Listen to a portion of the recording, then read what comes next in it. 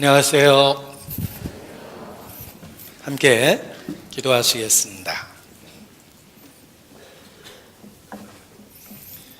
천지를 창조하신 거룩하신 하나님, 이 시간 하나님 말씀을 배우시는 기회를 주시고 우리 각 사람을 인도해 주신 것 진심으로 감사 찬양을 드립니다.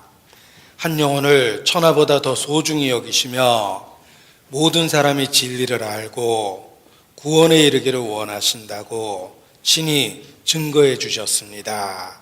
그 놀라운 사랑으로 우리 각 사람을 붙잡아 주시고 주의 진리의 말씀으로만 가르쳐 주시기를 더욱 간절히 주님께 기도합니다.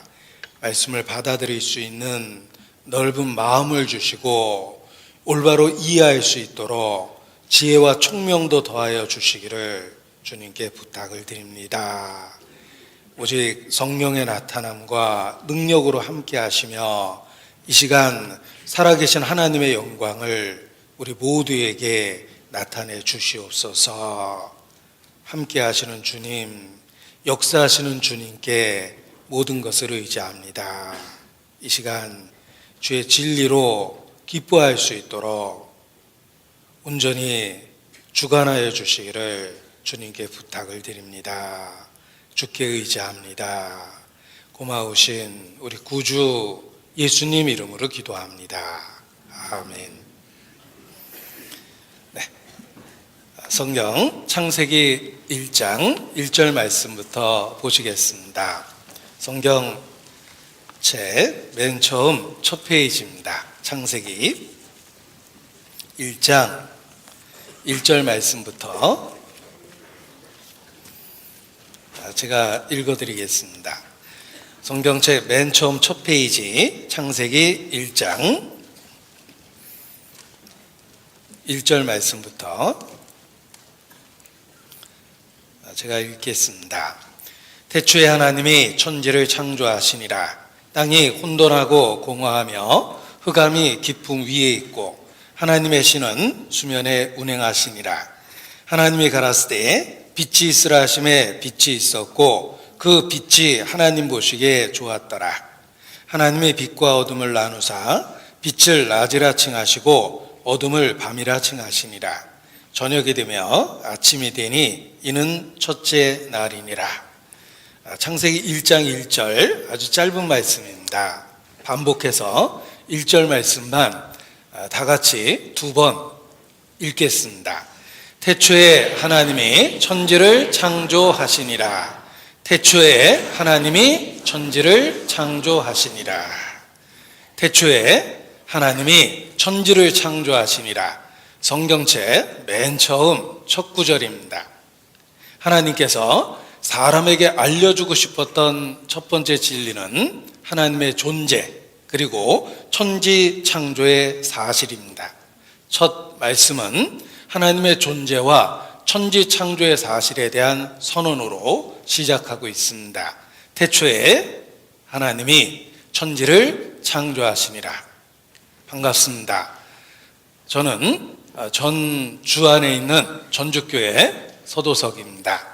사람을 처음에 만나면 자기소개를 하는데 하나님께서도 자기 자신을 우리에게 소개하고 계십니다.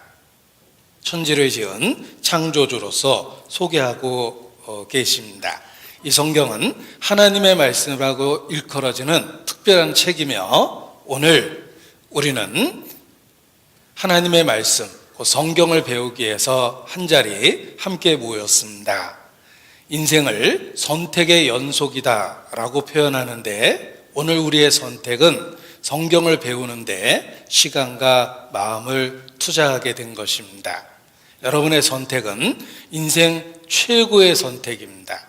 혹 이 시간 이곳에 오지 않았다면 다른 곳에서 다른 일을 할 텐데 하나님의 말씀을 배우는 것보다 더 가치 있고 의미 있는 일을 이 땅에서 한다는 것은 어려운 것입니다. 따라서 오늘 하나님의 말씀을 배우기 위해서 우리가 함께한 이 선택은 인생 일대의 최고의 선택이라고 말씀드릴 수 있습니다.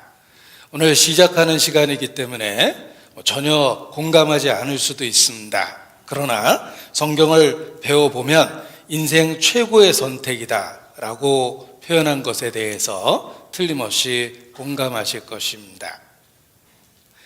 사람이라면 누구든지 갖고 있는 의문이 있습니다. 이 아름다운 수에게는 어디에서 온 것일까? 그리고 사람은 무엇일까? 나는 어디서 와서 어디로 가며 어떻게 살아야 할까라는 의문을 갖고 있습니다. 성경이 스스로 주장하는 것처럼 과연 하나님의 말씀이라면 그 근본적인 의문에 대한 답을 틀림없이 줄 것입니다. 우리는 어떤 의미에서 하나님에 대해서 캄캄합니다. 우리 자신의 삶의 의미나 목적 또는 기원에 대해서도 역시 캄캄합니다.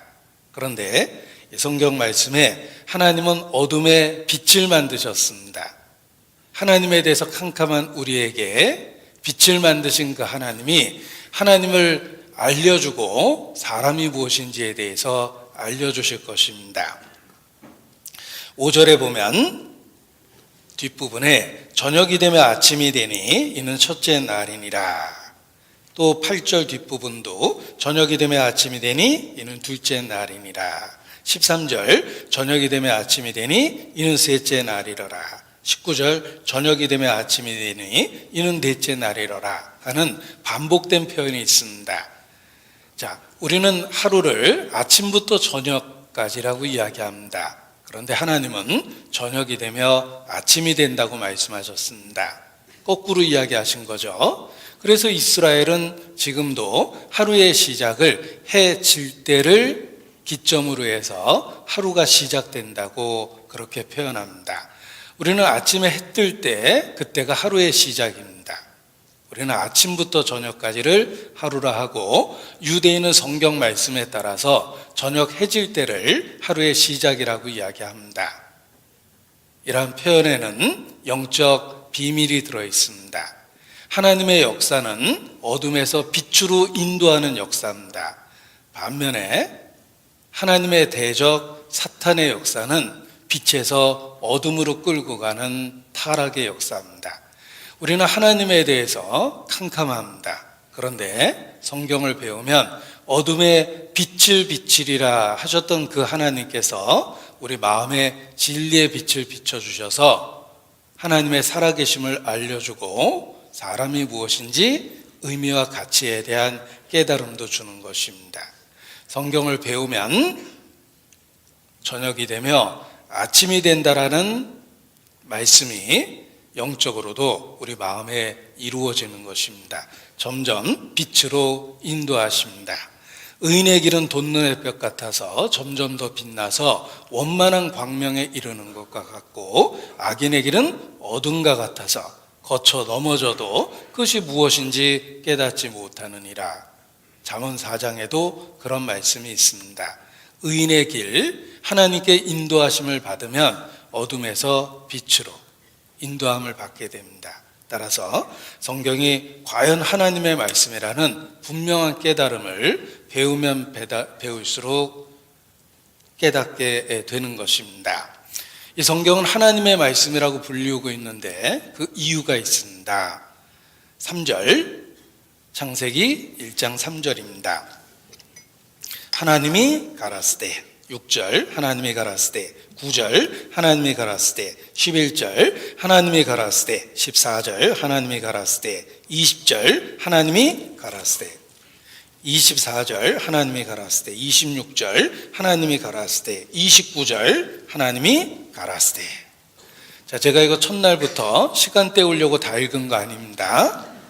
1장만 읽어봐도 하나님이 가라스되라는 말이 반복적입니다. 너무 반복적이니까 도대체 몇 번이나 나오는 걸까? 누군가가 호기심을 이기지 못하고 다 세어봤습니다. 구약에만 하나님이 말씀하셨다는 직접 간접적인 표현이 3,800번 이상 나온다고 이야기합니다. 너는 가서 백성 앞에서 서판에 기록하며 책에 써서 후세에 영영이 있게 하라. 내가 내게 이르는 모든 말을 책에 기록하라. 너는 이 묵시를 기록하며 판에 명백히 새기되 달려가면서도 읽을 수 있게 하라. 하나님이 가라사대. 하나님이 말씀하셨다는 이런 표현들이 수천 번 반복적으로 나타납니다. 성경은 하나님의 말씀이라고 주장하고 있는 특별한 책입니다. 사실이라면. 우리가 그토록 궁금하게 생각했던 인생의 많은 의문들에 대한 답을 틀림없이 줄 겁니다. 이 강당을 둘러보면 크고 작은 소품들이 가득합니다. 그런데 이곳에 이유 없이 존재하는 것은 아무것도 없습니다. 벽에 박혀있는 못 하나도 용도에 맞게 디자인돼서 그곳에 있는 것입니다. 여기 있는 많은 소품들이 다 존재 목적이 있고 가치가 있습니다. 이 강당 안에서 제일 값비싼 것이 무엇일까? 바로 여러분 자신입니다. 사람보다 소중한 게 어디 있겠습니까? 그런데 모든 것에 가치가 있고 존재 목적이 있는데 도대체 여러분의 존재의 목적은 무엇입니까? 무엇 때문에 사십니까? 근본적인 질문이지만 사실 선뜻 대답할 수가 없습니다. 이 아름다운 세계는 어디에서 왔는가? 그리고 너는 누구냐? 이 두 가지 질문은 인류 역사 속에서 끊임없이 반복적으로 해왔던 질문입니다. 철학은 이 두 가지 질문에 대한 답을 찾고자 발달한 것입니다. 노르웨이 가더라는 사람이 소피의 세계라는 철학 자아 탐구 소설을 썼는데 그 어렵고 두꺼운 책이 의외로 베스트셀러가 됐습니다. 왜냐하면 중요한 두 가지 질문으로 시작하고 있기 때문입니다. 그 책을 앞부분을 넘겨보면 두 가지 질문을 보게 됩니다. 이 아름다운 세계는 어디서 왔는가? 그리고 너는 누구냐? 이런 질문을 던지고 그 책, 두꺼운 책이 그 답을 찾는 여정입니다. 그런데 사실 밑줄 긋고 다 읽어봐도 답은 없습니다. 그저 이렇게 생각하고 저렇게 생각해 본 것입니다. 어떤 철학에도 답이 없습니다. 우리 개인의 삶에도 그렇습니다. 때론 궁금하게 생각했지만 사실 지금도 그 두 가지 질문에 대한 답을 선뜻 대답하기가 어렵습니다. 그러나 성경이 정말 하나님의 말씀이라면 성경에 답이 있을 것입니다. 우리가 그렇게 궁금하게 생각했던 의문에 대한 답이 성경에 있을 것입니다. 우리 개인의 경우도 마찬가지입니다. 저도 어린 시절 어머니에게 직접 물어봤던 기억을 아직도 갖고 있습니다. 엄마, 난 어떻게 태어난 거야? 정말 궁금했습니다. 그런데 그때 들었던 답은 다리 밑에서 주워왔어, 이런 답을 주로 들었고, 그리고 때로는 정말 그 말을 갖고 놀리기도 하셨습니다. 너 그 다리 밑에 가면 꼬재지한 아줌마 있지? 네 친엄마야. 뭐 이렇게 놀려대셨는데 나중에 보니까 그 다리가 아니더라고요. 자, 요즘 신세대 엄마들은 엄마 나 어떻게 태어난 거야? 하고 질문을 받으면 인터넷에서 다운받았어, 이렇게 대답한다는데, 사실 사람으로 지금까지 살아왔지만 아직도 우리는 그 의문에 대한 답을 분명하게 할 수 없습니다. 그러나 성경이 정말 스스로 주장하는 것처럼 하나님의 말씀이라면 틀림없이 성경에 답이 있을 겁니다. 왜냐하면 창조주만이 이 아름다운 세계가 어떻게 시작했는지 구체적으로 대답해 줄 수 있고, 또 창조주만이 사람의 존재 목적과 가치, 그것이 무엇인지를 대답할 수 있을 것입니다. 성경이 사실이라면 성경에 답이 있을 것입니다. 성경을 한마디로 하나님 자신에 대한 계시라는 단어를 씁니다. 계시, 감추인 것을 드러내 보여주다라는 뜻입니다. 제가 손 안에 뭔가를 감췄습니다. 자, 이 안에 무엇이 있을까요? 하고 여러분에게 질문을 던지면 반지 같다, 시계 같은데, 동전 같다, 구슬인 것 같다, 뭐 나름 생각을 하실 겁니다. 그러나 끝까지 보여주지 않으면 자신의 생각이 맞는지 틀리는지 확인도 할 수 없습니다. 그러나 열어서 보여드리면 반지가 있었구나 라는 것을 확인할 수 있습니다. 열어서 보여주면 답을 알 수 있습니다. 계시란 감추인 것을 드러내 보여주다라는 뜻입니다. 성경은 하나님께서 자기 자신에 대해서 계시한 겁니다. 감춰져 있던 자신의 존재를 사람에게 드러내시고 가르쳐 주시고 보여주신 겁니다. 하나님이 가라사대. 하나님은 직접적으로 성경이라는 계시를 통해서 자기 자신에 대해서 알려주십니다. 인간이 하나님을 찾는 것을 구도라고 부릅니다. 따라서 하나님이 직접 가르쳐 주신다는 계시라는 단어에 반대 의미를 갖고 있습니다. 인간이 진리를 찾아보려고 수없이 노력했고 그 노력의 결과가 바로 종교입니다. 인간 구도의 결과가 종교인데 종교가 얼마나 다양합니까? 백인백색이라는 말처럼 우리의 다양성을 그대로 표현했기 때문에 그렇습니다. 바닷가에 사는 사람은 파도 치는 모습을 보고 자연의 두려움을 느끼고 신이 있다면 바다 어딘가에 있다고 생각합니다. 서양에서는 포세이든, 동양에서는 용왕, 바다의 신을 생각했습니다. 또 깊은 산에 사는 사람은 안개 속에 우뚝 솟은 깊은 산들을 보고 신이 있다면 저 깊은 산 어딘가에 있을 거라고 막연하게 생각했고 그들은 산신령 같은 신을 생각해냅니다. 그리고 농사짓는 사회에 있어서는 태양이 중요하기 때문에 동서양을 물어나고 태양을 신으로 숭배하기도 했습니다. 그래서 세계 곳곳에 동서양을 물어나고 태양신 숭배 사상이 있습니다. 예를 들면 사람의 모양으로 이런 형상을 만들었을 때 뒤에 후광을 그립니다. 후광을 그리는 방식은 다양합니다. 그러나 어떤 방식으로 그리든지 이렇게 후광 그리는 풍습이 태양신 숭배 사상에서 유래됐다고 이야기합니다.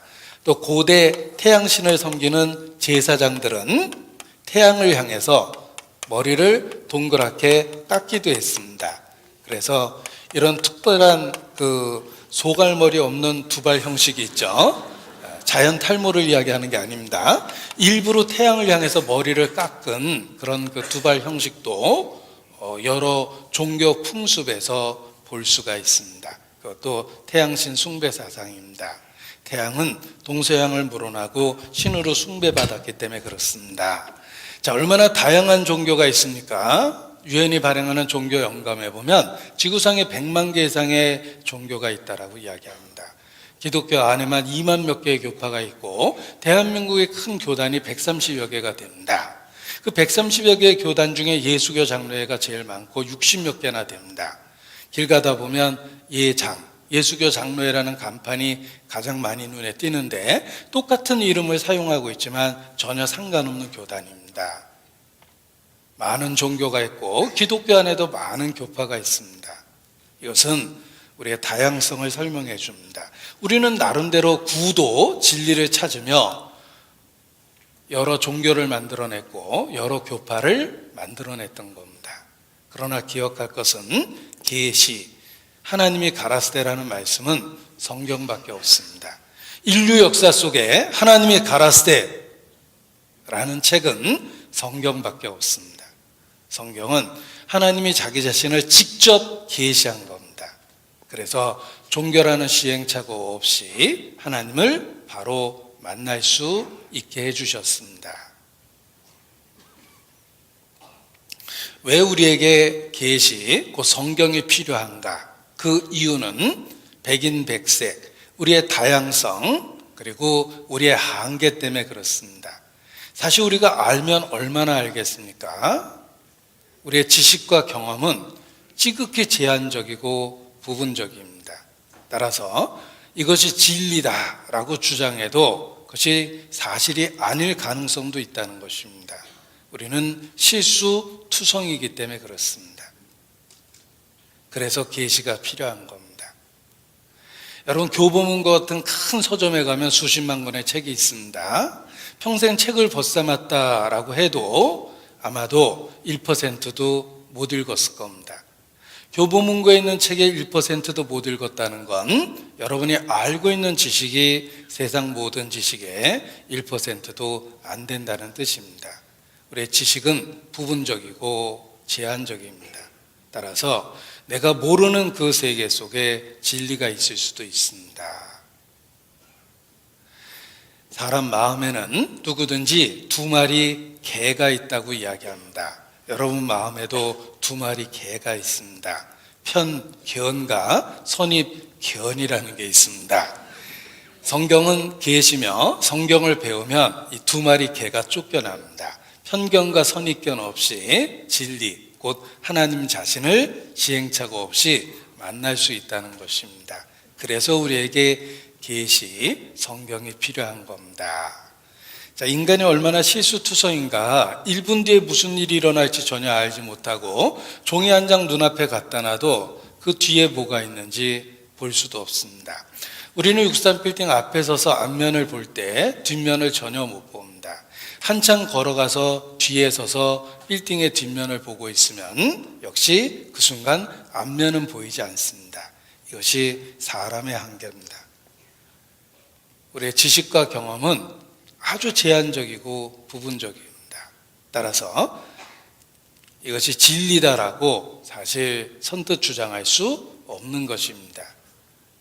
왜냐하면 우리는 실수투성이기 때문에 그렇습니다. 여기 학자들이 인간의 한계를 일깨워주기 위해서 만든 그림 몇 가지를 보여드리겠습니다. 자, 여기 수평적인 줄이 보입니다. 잘 보십시오. 약간 휘어져 있는 것처럼 보입니다. 그런데 잡다한 선을 제거해 보면 사실 바른 형태의 수평선입니다. 그런데 이 잡다한 선들이 약간 휘어 보이게 착시를 일으키는 겁니다. 우리는 보고 있지만 잘못 볼 수 있다는 겁니다. 자, 이 그림은 또 어떻습니까? 1번과 2번의 길이를 비교해 보면 직관적으로 1번이 훨씬 길어 보이지만 사실은 같은 길이의 줄입니다. 보고 있지만 잘못 볼 수 있다는 것입니다. 또한 여기 빨간 공의 크기는 어떻습니까? 왼쪽 공이 훨씬 더 커 보입니다. 그런데 사실은 같은 크기의 공입니다. 우리는 보고 있지만 잘못 볼 수 있다는 겁니다. 이런 사실을 일깨우기 위해서 한 학자가 그린 그림입니다. 사람은 눈으로 보는 게 아니라 뇌로 보고 있답니다. 눈은 시각 정보를 주고 뇌가 정보를 처리하고 이해하게 만든답니다. 따라서 사실은 눈으로 보는 게 아니라 뇌로 보고 있다는 걸 입증한 그림입니다. 여기 A면과 B면을 비교해 보면 B면이 더 밝아 보입니다. 다시 봐도 밝아 보입니다. 그런데 사실은 똑같은 밝기를 갖고 있는 거예요. 근데 왜 자꾸 B가 밝아 보일까? 여기 기둥이 있고 기둥의 그림자에 가려 있다고 생각하기 때문에 우리 뇌가 정보를 그렇게 처리하는 거예요. 그래서 B가 자꾸 밝아 보이는 겁니다. 그러나 사실은 같은 밝기를 갖고 있는 그림입니다. 이것은 우리가 눈으로 보는 것이 아니라 뇌로 이해하고 있다는 걸 입증한 유명한 학자의 그림입니다. 자, 무엇이 보입니까? 개구리가 보이시죠? 그런데 조금만 각도를 바꿔보면 전혀 다른 말머리가 보입니다. 다시 각도를 바꿔보면 다시 말머리는 사라지고 개구리가 보이기 시작합니다. 우리는 같은 그림을 어디서 봤느냐에 따라서 전혀 판단을 다르게 할 수 있다는 것입니다. 자, 아름다운 얼굴입니다. 이 성형외과 의사도 견적내기 어려울 정도로 이목구비가 반듯합니다. 입술도 아름답고 코도 오똑하고 눈도 아름답습니다. 그런데 사실 여러분 잘못 보고 있는 겁니다. 제가 각도만 바꿔보겠습니다. 꿈에 볼까 무섭죠? 사실 눈도 뒤집혀 있고 입술도 뒤집혀 있었습니다. 그대로 다시 한번 돌려보겠습니다. 여전히 입술도 아름답고 눈도 아름답죠. 이것은 우리가 사람 얼굴을 봐도 한 번에 다 못 본다는 뜻입니다. 우리는 사람 얼굴을 바라볼 때 눈 따로 보고 입술 따로 보고 그러는 겁니다. 그래서 결혼 전에는 그렇게 예뻤는데 결혼 후에 자세히 관찰해 보니까 뭔가 밸런스가 안 맞았다는 걸 뒤늦게 발견하기도 합니다. 우리는 얼굴 하나 봐도 한 번에 다 못 보고 있다는 뜻입니다. 이것이 사람의 한계입니다. 이러한 한계를 갖고 있는 우리가 이것이 진리다라고 주장해도 틀릴 가능성이 많습니다. 우리는 길을 갈 때 잘못 가고 사람 잘못 믿었다가 낭패당하며 시험 볼 때도 쉽게 틀립니다. 어려운 수학 문제도 틀립니다. 물건 하나 싸게 사겠다고 여기저기 알아보고 인터넷에서 검색까지 하고 샀는데 그리고도 속아 사기도 합니다. 인간은 실수투성입니다.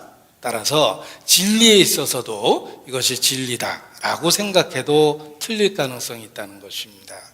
그래서 우리에게 계시가 필요한 겁니다. 하나님이 직접 가르쳐 주셔야 됩니다. 직접 자기 자신을 드러내고 나타내셔야 됩니다.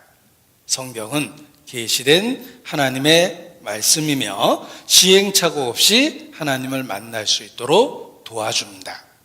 자, 요한복음 8장 32절은 아주 유명한 성경 구절인데 연세대학교 정문으로 들어가다 보면 써 있기도 합니다. 찾아보겠습니다. 자식 연고대 보내고 싶은 분은 빨리 찾아보셔요. 네, 요한복음 8장 32절입니다.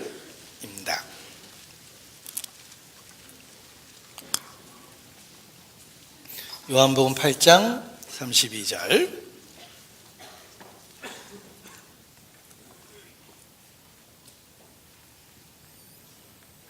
같이 읽죠. 진리를 알지니 진리가 너희를 자유케 하리라. 자, 이 유명한 말씀이 바로 요한복음 8장 32절입니다. 진리를 알지니 진리가 너희를 자유케 하리라. 무엇으로부터의 자유일까? 거짓과 혼란으로부터의 자유입니다. 진리를 알 때 거짓과 혼란으로부터 벗어나게 된다, 이런 뜻입니다. 아이들이 학교에서 시험 볼 때 사지선다형으로 시험을 봅니다.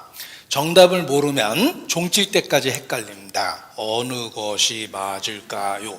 종칠 때까지 헷갈리고 있지만 정답을 알면 틀린 것은 쉽게 고를 수 있습니다. 정답을 알 때 틀린 것을 쉽게 구별할 수 있습니다. 진리를 알면 거짓과 혼란에서 벗어날 수 있다는 뜻입니다. 정답을 알면 무엇이 틀렸는지 알게 됩니다. 어떤 분이 은행에 취직을 했는데 위조지폐 감식하는 업무를 맡았습니다. 오랫동안 전문 교육을 받았는데 교육이 끝나가는데 위조지폐를 본 적이 없었습니다. 그래서 초조해서 교육관에게 물어봤답니다. 제가 위조지폐 감식하는 업무를 맡았는데 왜 위조지폐는 안 보여줍니까?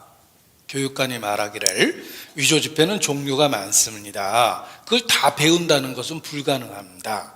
당신이 어렵게 배웠다 하더라도 새로운 위조지폐는 또 나타납니다. 그러나 진짜는 모양이 하나며 진짜는 변하지 않습니다. 당신은 진짜 지폐가 어떻게 생겼는지 지금까지 교육을 받았습니다. 따라서 진짜와 다른 것을 찾으십시오. 그것이 가짜입니다. 이 사람은 가장 유능한 위조지폐 감식가가 됐습니다. 가짜를 잘 알아서가 아니라 진짜를 아니까 가짜를 구별할 수 있었던 겁니다. 진리를 알면 거짓을 구별할 수 있게 됩니다. 하나님은 100만 개나 되는 종교를 연구하라 그러지 않습니다. 그러기에는 우리 인생이 너무 짧습니다. 내가 하루에 한 가지씩 알아보면 1년이면 365개씩 알아보고 평생 알아봤다고 해서 70년 내내 알아보면 25,550개를 알아보게 됩니다. 여러분이 태어나자마자 일수를 찍으면 25,550개를 찍습니다. 일수 찍을 분은 참조하셔도 돼요. 자, 하루에 한 가지씩 알아보면 평생 25,550개를 알아볼 수 있는데 지구상에는 100만 개 이상이나 되는 종교가 있습니다. 서로 다른 가르침과 주장이 있습니다. 우연히 진리를 만난다는 건 거의 불가능한 거예요.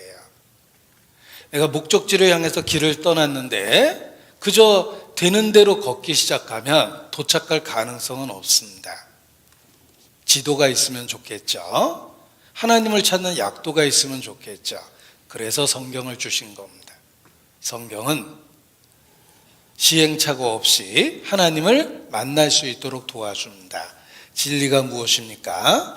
요한복음 17장 17절에 보면 아버지의 말씀은 진리니이다 라고 선언되어 있습니다. 발음을 잘 하셔야 됩니다. 아버지의 말씀은 질려요 이런 뜻이 아닙니다. 설교 2시간이나 하네, 질렸어 막 이러면 안 됩니다. 아버지의 말씀은 진리입니다. 이 진리가 헬라어로 그 유명한 로고스라는 단어예요. 들어보셨죠? 로고스? 헬라어로 진리라는 단어입니다. 무엇이 진리입니까? 아버지의 말씀이 진리예요.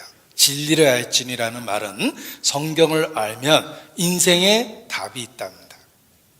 드디어 혼란으로부터 벗어나고 인생에 대한 답을 갖게 됩니다. 교파적인 편견에서 벗어나서 하나님을 시행착오 없이 바로 만나게 됩니다. 말씀을 통해서 만날 수 있습니다. 예수께서 가라사대 때 요한복음 14장 6절에 보면 예수께서 가라사대 때 내가 길이요 진리요 생명이니 나로 말미암지 않고는 아버지께로 올 자가 없느니라 라고 선언하십니다. 자, 예수님은 자신을 진리라고 선언했습니다. 진리를 알지니, 아버지의 말씀은 진리라고 그랬죠? 예수님은 자기를 진리라고 선언합니다. 여러분이 성경을 제대로 배우면 예수님을 알고 믿고 사랑하게 됩니다. 모든 성경은 예수님을 증거하고 있기 때문에 그렇습니다.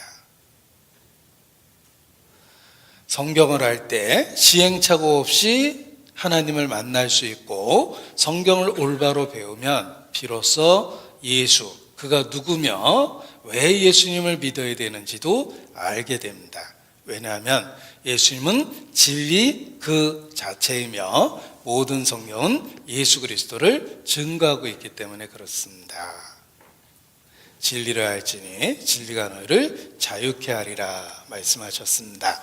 요한복음 1장 1절 찾겠습니다. 요한복음 1장 1절. 신약성경 요한복음 1장 1절 같이 읽습니다. 태초에 말씀이 계시니라. 이 말씀이 하나님과 함께 계셨으니 이 말씀은 곧 하나님이시니라. 창세기 1장 1절과 유사한 느낌이 듭니다. 태초에 하나님의 천지를 창조하시니라. 태초에 말씀이 계시니라. 이 말씀이 하나님과 함께 계셨으니 이 말씀은 곧 하나님이시니라. 자, 두 말씀을 섞어 보십시오. 태초에 천지를 창조하신 그 하나님께서 사람에게 말씀이라는 방법으로 자기 자신을 나타내셨다. 이 말씀이 곧 하나님이시다. 이런 뜻입니다. 여러분, 하나님이라는 같은 용어를 쓰면서 얼마나 많은 종교가 있습니까? 얼마나 많은 기독교 안에 교파가 있습니까? 도대체 어떤 하나님을 믿어야 될까? 정답은 말씀에 나타난 하나님을 믿어야 돼요. 왜냐하면 이 말씀이 곧 하나님이시기 때문에 그렇습니다. 하나님을 믿는다라는 말은 말씀을 믿는 거예요. 하나님께 순종하십니까? 말씀에 순종하고 있느냐고 물어본 겁니다. 하나님과 동행하십니까? 말씀대로 살아가고 있는지를 물어본 겁니다. 왜냐하면 이 말씀이 곧 하나님이십니다. 죽음을 건너가면 책들에 기록된 대로 심판을 받습니다. 말씀대로. 이 세상 법정도 죄형 법정주의라고 해서 법대로 심판을 받습니다. 하나님의 나라도 마찬가지입니다. 내가 너희에게 이른 이 말이 너희를 심판할 줄 알라. 예수께서 말씀하셨습니다. 너희가 말하고 행하는 바가 이 말씀에 맞지 아니하면 너희가 정녕 아침 빛을 보지 못하며 이 땅으로 헤매며 공고하며 번주하며 줄일 것이라. 이사야서 8장에 그렇게 말씀하셨죠? 이 말씀대로 심판을 받게 됩니다. 서양 목사님들의 설교를 듣다 보면 수십 번 반복되는 표현이 있습니다. 작년에 빌리그레암 목사님이 돌아가셨는데 우리 시대 최고의 설교자라고 사람들이 평가했습니다. 빌리그레암 목사님 설교 들어보셨습니까? 네. 그분의 그 메시지에 수십 번 반복되는 표현이 나옵니다. The Bible says, 성경은 말하기를. 이런 표현을 아주 즐겨하셨어요. 자신의 설교가 성경을 근거로 했다는 걸 끊임없이 입증한 겁니다. 어떻게 하나님을 올바로 믿겠습니까? 이 말씀이 곧 하나님이십니다. 말씀을 배우면 편견과 선입견이 없어지고 교파라는 시행착오 없이 하나님을 바로 만날 수 있습니다. 그래서 성경을 배워야 됩니다. 우리 시대 그리스도인들도 미국에서 Back to the Bible이라는 표어를 내걸었습니다. 성경으로 돌아가자. 그것이 올바른 믿음을 가질 수 있는 방법이라는 것입니다. 1517년 종교개혁도 오직 성경으로라는 모토로 시작됐습니다. 여러분 개인의 삶의 변화도 하나님의 말씀을 붙잡을 때 저녁이 되며 아침이 된다는 말씀처럼 혼돈과 어둠 속에서 비로소 빛으로 인도를 받게 됩니다. 말씀을 배울 때 하나님의 인도하심을 받게 되는 것입니다. 자, 이 말씀이 곧 하나님이십니다. 사실 객관적으로 성경은 아주 특별한 책입니다. 왜 특별하냐면 첫 번째, 인류 역사상 최고의 베스트셀러, 슈퍼 베스트셀러입니다. 성경이 번역된 언어의 수만 3,300여 언어가 넘습니다. 통계학적으로 전 세계 사람 98% 이상이 자기들의 언어로 읽을 수 있도록 성경이 보급됐으며 국가적으로는 230개 국가 이상이라고 이야기합니다. 비교하기 위해서 불경을 말씀드리면 불경은 40개 언어로 번역됐습니다. 성경은 3,300여 언어로 번역됐어요. 1년에 6억 부가 팔리는 특별한 책입니다. 인류 역사상 최고의 베스트셀러, 두말할 것 없이 성경입니다. 여러분이 혹 세계 여행을 떠난다고 가정하면 성경 없는 나라에 여행하는 것은 거의 불가능합니다. 아프리카 오지에도 성경이 있고 아마존 밀림에서 벌거벗고 사는 원주민들을 만났습니까? 더 놀라운 건 그들에게도 오래전 성경이 보급됐다는 것입니다. 그야말로 인류 역사상 최고의 슈퍼 베스트셀러, 바로 성경입니다. 특별하죠. 또한 두 번째 특별한 이유는 단지 많이 팔린 책이 아니라 실질적으로 모든 인류 역사상 가장 큰 영향을 끼친 책이 성경입니다. 성경은 모든 민족, 모든 인종, 모든 국가, 모든 연령층에게 시대를 초월해서 공감과 감동을 주는 아주 특별한 책입니다. 이걸 어려운 말로 보편적 공감대가 있는 특별한 책이다 라고 이야기합니다. 시대를 불문하고 문화적 차이를 불문하고 언어적 차이를 불문하고 성경은 모든 세대 모든 사람들에게 보편적 공감, 감동을 주고 있는 특별한 책입니다. 다린풀이라는 학자에 의하면 지금까지 발행된 서양 문학의 70% 이상이 성경 내용과 직접 간접적으로 관련이 있다고 이야기합니다. 또 서양 사람의 이름을 생각해 보면 성경의 영향력을 공감할 수 있습니다. 서양 사람 이름 대부분이 성경에서 나온 이름입니다. 아이들 동화에 나오는 피터팬, 피터는 베드로라는 뜻입니다. 또 수년 전에 죽은 팝 가수 마이클 잭슨, 마이클은 성경에 나오는 미카엘이라는 천사의 이름이며 잭슨, 뒤에 SON이 붙어 있죠. 아들. 성경이 기록될 당시에 누구누구의 아들이라는 표현으로 그 사람을 구별했습니다. 안드레의 아들 앤더슨, 잭의 아들 잭슨, 스티브의 아들 스티브슨, 피터의 아들 피터슨, 이렇게 표현한 겁니다. 그래서 베드로의 본명이 요한의 아들 시몬입니다. 존슨, 요한의 아들이죠. 이러한 표현 방식은 성경의 영향력을 보여줍니다. 성경이 그렇게 영향력을 끼친 거예요. 또 첩보 소설에 등장하는 007, 007, 신문을 감춰야 될 스파이가 당당하게 본명을 이야기합니다. 007의 이름은 The name is James Bond 그러는데 그 제임스 본드의 제임스가 야고보라는 예수님의 제자의 이름이에요. 서양 사람의 이름만 분석해봐도 성경의 영향력을 알 수가 있습니다.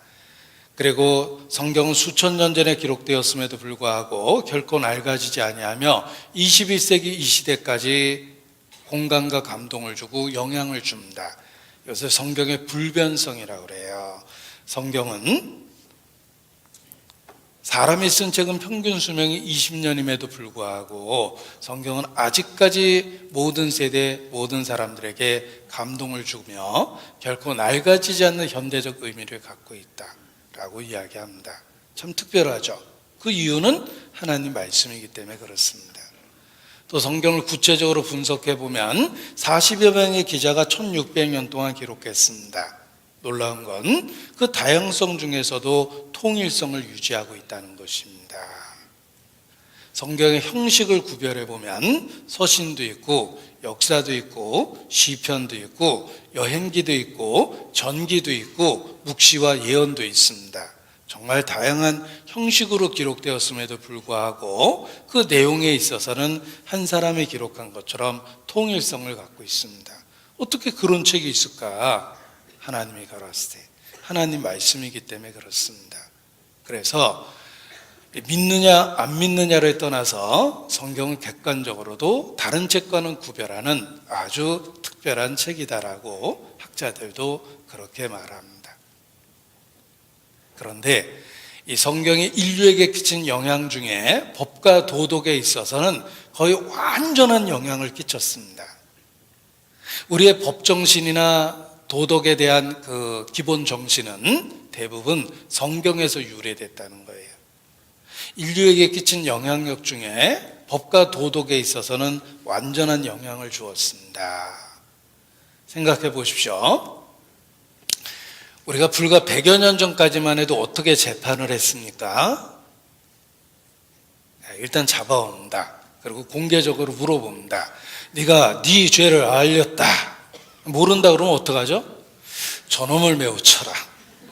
그리고 이제 다시 물어봅니다. 자, 이제 내가 네 죄를 알렸다. 그래도 모른다 그러면 어허, 그래도 저놈을 더욱 매우 쳐라. 그러다가 맞아 죽었습니다. 죄는 없었다. 이렇게 결론을 내는 거예요.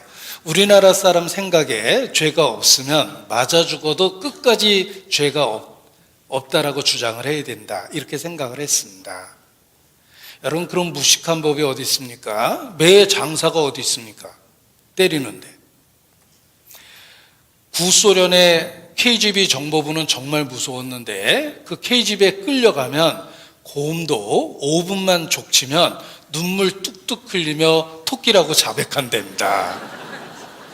곰도 못 당하는데 사람이 매에 어떻게 당해냅니까? 그런데 불행하게도 100년 전까지만 해도 사실 우리도 그렇게 재판을 했습니다.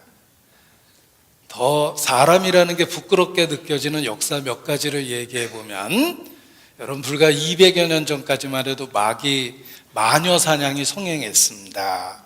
마녀로 판정되면 모든 재산을 국가에서 몰수합니다. 국가는 재정이 항상 약했기 때문에 가능한 많은 사람의 마녀로 신고됐으면 좋겠는데, 아니나 다를까 평소 미워했던 사람을 막 마녀라고 서로 신고한 겁니다. 그래서 잡혀가면 마녀 판별을 이렇게 했습니다. 200여 년 전까지 역사에 나오는 실화입니다. 물을 팔팔 끓여가지고 아주 중요한 물건을 그 한복판에 던집니다. 그리고 꺼내보라고 그래요. 네가 마녀가 아니라면 신이 너를 도와서 아무 일 없을 거야. 네가 못 꺼내거나 만일 다치면 네가 마녀기 때문에 그래. 이렇게 판결을 했습니다. 수없이 많은 사람이 마녀로 화형당하고 전 재산을 빼앗겼습니다.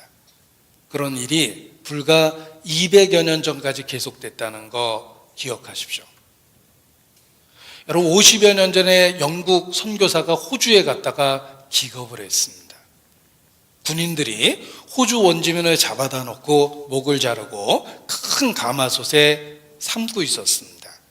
그 원주민의 두개골, 독특한 모양의 두개골을 영국에서 기념품으로 팔았기 때문에 원주민들의 살아있는 사람의 목을 잘라서 기념품으로 삶았다는 거예요. 지금도 영국 전역에 그 두개골이 돌아다닙니다. 50여 년 전에 있었던 일이에요. 베를린 올림픽 때 히틀러가 했던 말도 역사에 남았습니다. 그때 참가한 선수들 중에 흑인이 있었는데 공개석상에서 히틀러가 우리의 선수들이 동물들과 함께 경쟁하는 것은 옳지 않다. 흑인들을 그렇게 비하했어요. 여러분, 50여 년 전까지만 해도 우리의 도덕적 수준은 형편없었습니다.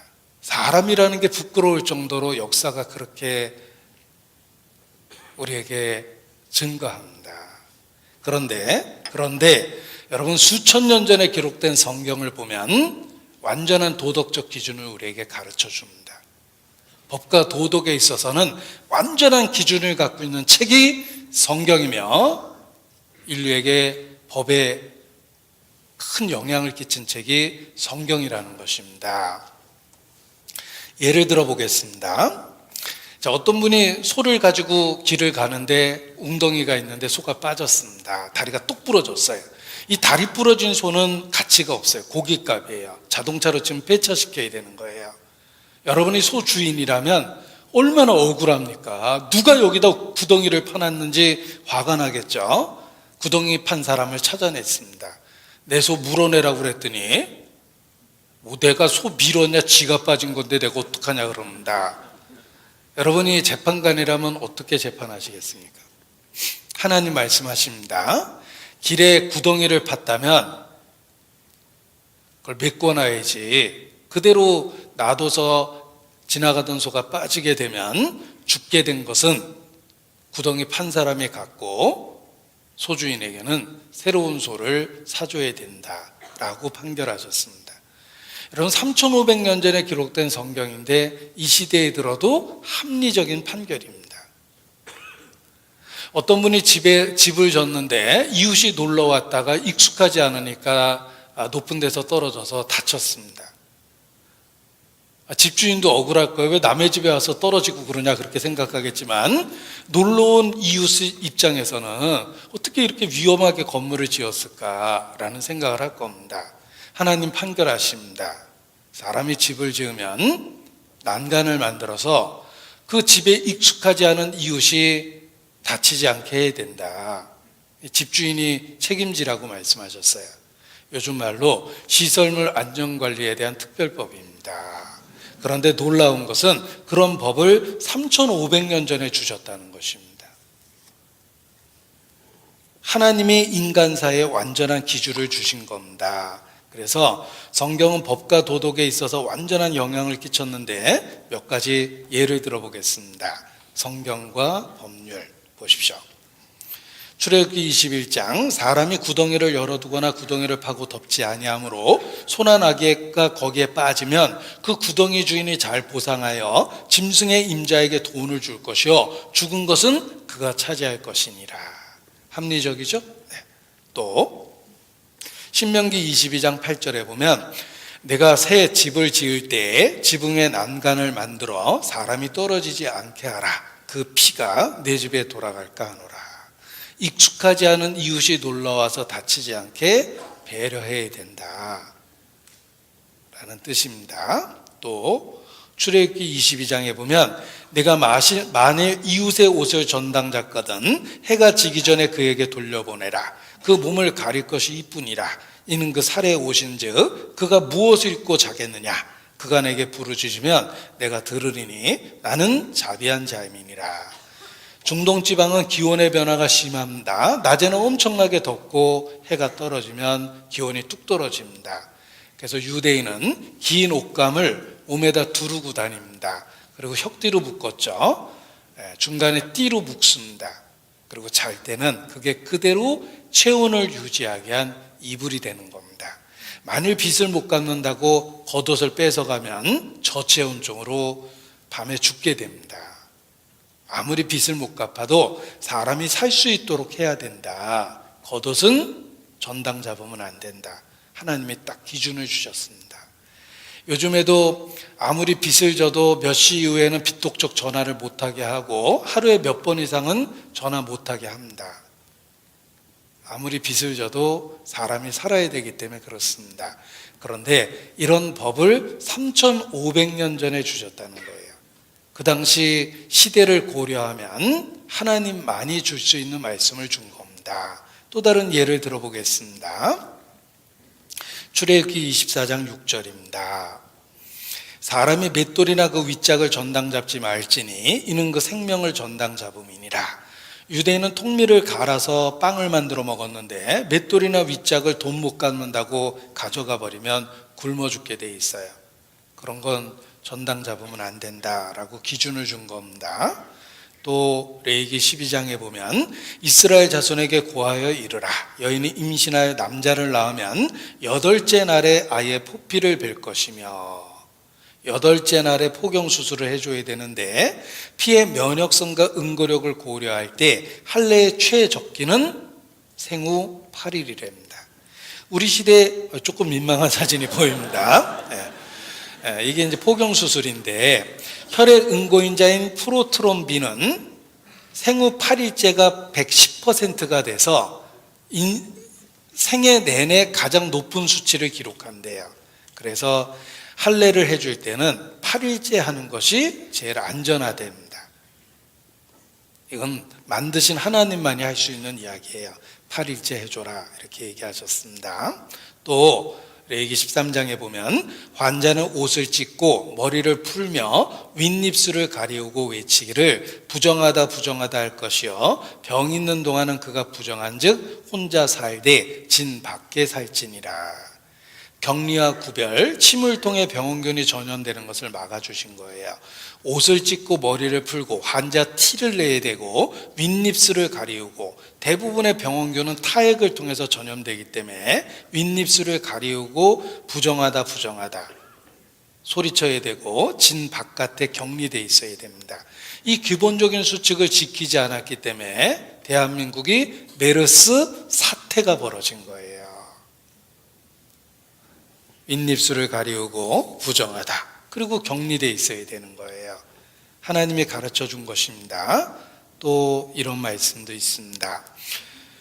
유출병이 있는 자는 옷을 빨고 흐르는 물에 몸을 씻을 것이라. 반드시 흐르는 물에 씻으라고 말씀하셨어요. 특히 죽음으로 부정된 자는 흐르는 물에 몸을 닦으라고 그러셨는데, 파스티르는 병원균의 성질을 찾아냈습니다. 대에서 씻으면 떨어졌다가 다시 붙습니다. 의사가 마개가 없는 그 수도, 마개 꼭지가 없는 그 수도 밑에서 10분 정도 손을 씻고 수술실에 들어갑니다. 대부분의 병원균은 흐르는 물에 씻기기 때문에 그렇습니다. 부정한 자는, 특히 죽음을 만진 자는 반드시 흐르는 물에 몸을 씻으라. 하나님 많이 하실 수 있는 말씀이에요. 이런 말씀 많습니다.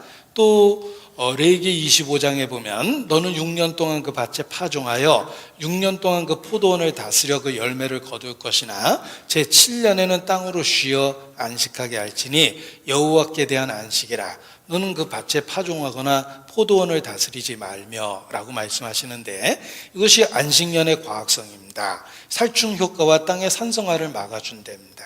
그래서 땅도 지력을 회복하기 위해서 충분히 쉬어야 된다라는 걸 가르쳐 준 거예요. 여러분, 이런 말씀을 3500년 전에 주셨습니다. 이스라엘 민족은 하나님께 직접 교육을 받았어요.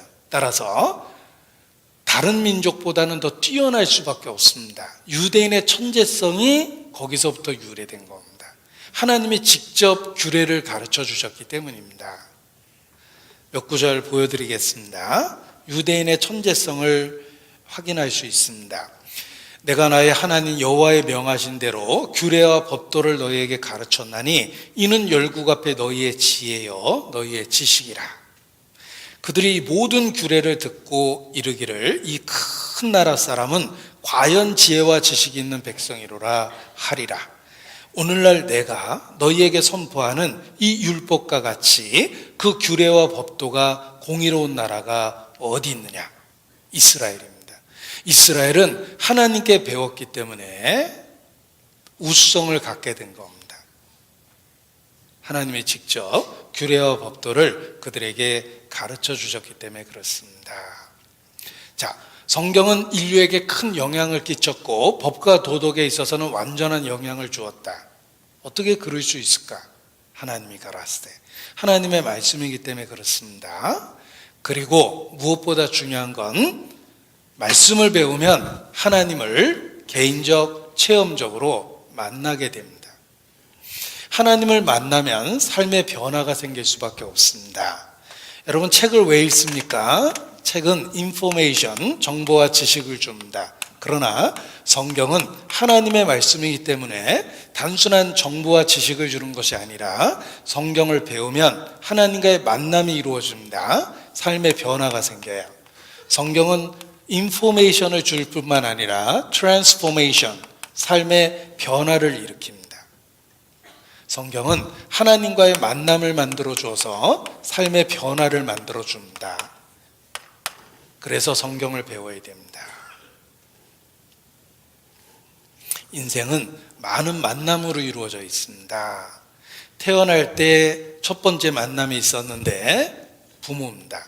어떤 부모를 만나느냐에 따라 여러분은 금수저가 될 수 있고 흙수저가 될 수 있어요. 부모와의 만남입니다.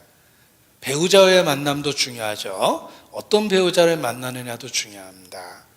제가 아파트 분양하는데 지나가 보니까 데모하고 있었습니다. 크게 프랜카드를 붙여놨는데 나는 지금의 남편을 만난 것과 이 아파트를 산 것을 후회한다. 이렇게 써놨더라고요. 굉장히 가슴에 와닿게 써놓으셨죠? 네. 어떤 배우자를 만나느냐가 인생에 중요하기 때문에 그렇습니다. 사람을 만나는 것도 그렇게 중요한데 하물며 하나님과의 만남이 있으면 우리의 삶이 안 변할 수가 없습니다. 하나님과의 개인적 체험적 만남을 거듭남이라고 그래요. 마치 다시 태어난 것과 같다. 그래서 하나님과의 만남을 거듭난다라고 표현합니다. 잘 읽으셔야 돼요. 거덜나는 게 아니고 거듭나는 거예요.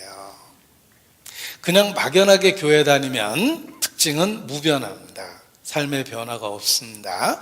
그러나 하나님을 개인적, 체험적으로 만나게 되면 삶의 변화가 생깁니다. 누구든지 그리스도 예수 안에 있으면 보라, 새로운 피조물이라. 이전 것은 지나갔으니 새 것이 되었도다. 삶의 완전한 변화를 겪게 됩니다. 거듭나기 때문에 그렇습니다. 막연하게 교회 다니는 사람을 처치 고어라고 그럽니다. 그냥 말 그대로예요. 처치 고어, 교회 다니는 사람입니다. 이런 사람을 또 다른 말로 Sunday Christian이라고 그래요. 일요일 날만 교회 가는 거죠. 평소에 지 마음대로 살다가 일요일 날 면회 다니듯이 성경 들고 예수님 면회 갑니다. 교회당 가서 찬송 간곡 불러드리고 예수님 용돈 드리고 예수님 다음 주에 또 오겠습니다. 그러고 가서 지 마음대로 살다가 다시 일요일 날 성경 들고 믿는 척하고 교회 갑니다. 썬데이 크리스천이죠. 이런 사람은 혹시 천국 간다 하더라도 평일에는 천국에서 내보내야 돼요. 일요일 날만 들어오라고. 행동 보니까 그렇죠. 천국에 절대 못 갑니다. 그냥 교회 다니는 사람입니다. 그런데 하나님을 만나면 born again, 거듭난다. 거듭난 크리스찬이 돼요. 이걸 리얼 크리스찬이라고 합니다. 참된 그리스도인이 된다 그래서 리얼 크리스찬이라고 해요. 자, 여러분은 교회 다니는 사람입니까? 거듭난 사람입니까? 말씀을 배워야지 거듭나게 됩니다. 베드로 전서 1장 23절 찾겠습니다. 베드로 전서 1장 23절.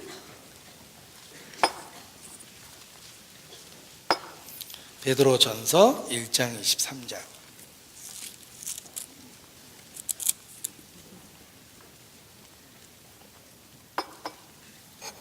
같이 읽죠.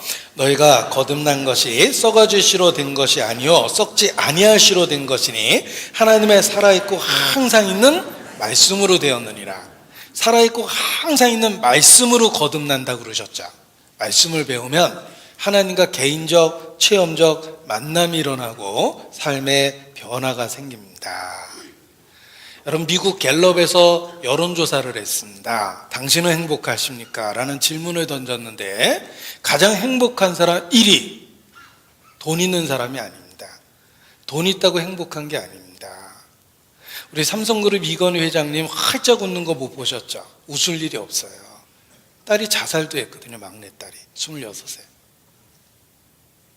돈 있다고 행복한 거 아닙니다.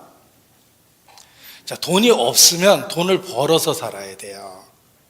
돈이 있으면 돈을 지키고 살아야 돼요. 그러면 돈을 버는 게 어려울까? 지키는 게 어려울까? 없어 봐서 모르시죠? 네. 잠자는 시간 보면 알 수 있어요. 버는 사람은 충분한 수면 시간을 취하는데 돈 있는 사람이 수면의 질이 떨어집니다. 돈 지키는 것도 쉬운 일은 아닙니다. 돈이 있든 없든 행복과는 상관이 없다는 것입니다. 금방 익숙해지거든요. 권력 있는 사람이 행복할까? 아닙니다. 자기가 노력해서 권력을 잡으면 노력해서 권력을 지켜야 돼요. 그 순간 자식도 적이 되는 거예요. 10년 새도 없다고 권력 있다고 행복한 게 아닙니다. 그렇다고 인물 좋은 사람이 행복할까? 제가 제스처를 이렇게 했더니 전혀 안 어울린다 그래서 손은 내리고 얘기하겠습니다.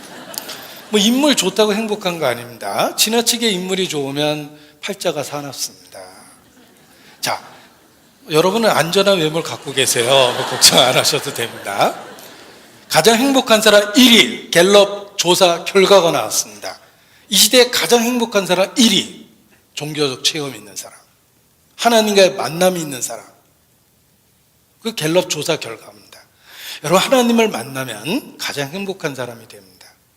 실제로 여호와는 나의 목자시니 내가 부족함이 없으리로다. 그 부족함이 없다라는 게 만족 상태거든요. 가장 행복한 사람이 됩니다. 톨스토이의 인생론은 3대 인생론 중에 하나입니다. 결론에 이렇게 써 있어요. 하나님의 존재를 믿는다는 것, 인간의 행복은 이 한마디에 달려있다. 인간은 하나님을 떠나서는 결코 행복해질 수 없는 존재이다. 당신의 삶이 행복하지 않다면 하나님과 상관없이 살았기 때문이다. 이런 뜻입니다. 정말 하나님을 알고 하나님하고의 관계가 생기고 하나님과의 사귐이 생기면 가장 행복한 사람이 됩니다. 성경은 하나님과의 개인적, 체험적 만남을 만들어줍니다. 하늘이 열리고 인자 위에 하나님의 사자가 오르락내리락 하는 걸 내가 보리라. 하나님과의 친밀한 사귐이 생깁니다. 오늘 성경 강연의 첫째 날인데 저 처음 보신 분도 많이 계실 겁니다. 뭐 이렇게 유명하지도 않아서 혹시 뭐 보고 실망한 분도 있을까 봐 약간 걱정도 됩니다. 주무시는 분이 강사 보고 실망해서 자는 건 아닌지 조금 걱정도 됩니다. 자, 그런데 제가 갑자기 전화를 받았습니다. 우리 청와대 문재인 대통령입니다. 형님 저 설교 중입니다. 끝나고 제 청와대로 전화 드리겠습니다. 제가 전화 딱 끊으면 졸던 분도 절 다시 볼 거예요. 대통령하고 형 동생한테 갑자기 막 저하고 친해지고 싶고 막 그러시죠. 대한민국에서 대통령하고 친하다면 얼마나 많은 유익이 있겠습니까? 하물며 하나님하고의 관계가 사귐이 생기면 인생이 안 변할 수가 없어요. 나는 안 변하더라. 처치 골. 교회 다니는 사람이기 때문에 그래요. 그냥 교회만 왔다 갔다 하니까 변화가 없었던 거예요. 1년 전이나 3년 전이나 5년 전이나 똑같습니다. 슬프지만 5년 뒤에도 똑같으실 거예요. 제자리 걸음하듯이 인생을 사셨기 때문에 그렇습니다. 무변하는 저주예요. 생명 있는 모든 것은 성장하고 결실합니다. 아무런 변화가 없으면 틀림없이 처치고예요. 그냥 교회 다니는 사람이에요. 그러나 성경을 통해 거듭나게 되면 삶의 변화가 생깁니다. 가장 행복한 사람이 됩니다. 하나님과의 만남을 통해서 인생의 의미와 목적과 가치를 갖게 됩니다. 내가 살아가고 있는 이 삶이 하나의 과정이며 목적을 향한 여행이라는 것을 알게 됩니다. 인생의 여행자가 되고 목적지가 분명해져요. 돌아갈래 고향 하늘나라. 인생의 목적지가 생깁니다. 나를 위해 예비하신 고향집에 돌아가 아버지의 품 안에서 영원토록 살리라. 인생의 방향성이 생기고 목적지가 생깁니다. 하나님을 알면. 그러나 하나님을 모르면 인생의 방랑자가 됩니다. 제가 왜 사는지 어디로 가는지 이리저리 떠돌듯이 인생을 살게 되는 거예요. 그것이 인생의 방랑자입니다. 여행자는 삶의 목적을 갖게 됩니다. 의미를 갖게 됩니다. 자신이 왜 이 땅에 살아있는지, 어떻게 살아야 되는지, 어디로 가는지 답을 알고 있어요. 알았네, 나는 알았네. 이제 더 피하지 않으리. 세상 쾌락을 찾아봤으나 슬픔뿐이었다네. 알았네, 나는 찾았네. 인생의 답을 갖게 됩니다. 그런데 하나님을 모르면 인생의 방랑자가 되고, 비슷한 노래지만 전혀 다른 노래를 부르셔야 돼요. 난 알아요, 시름 알아요, 뭐 이런 노래 불러야 됩니다. 인생의 방랑자가 돼서 그런 거예요. 하나님을 알 때, 하나님을 만날 때 인생의 목적지가 생기고 삶의 의미가 생깁니다. 그 하나님을 어떻게 만날 수 있는가? 이 말씀을 통해 만나게 됩니다. 역사를 배워보면 교회 다니는 위선자도 있지만 가짜가 있다는 건 진짜가 있다는 뜻입니다. 예수님 믿고 삶의 근본적인 변화를 경험한 사람 정말 많습니다. 하나님을 만나면 삶의 변화가 생깁니다.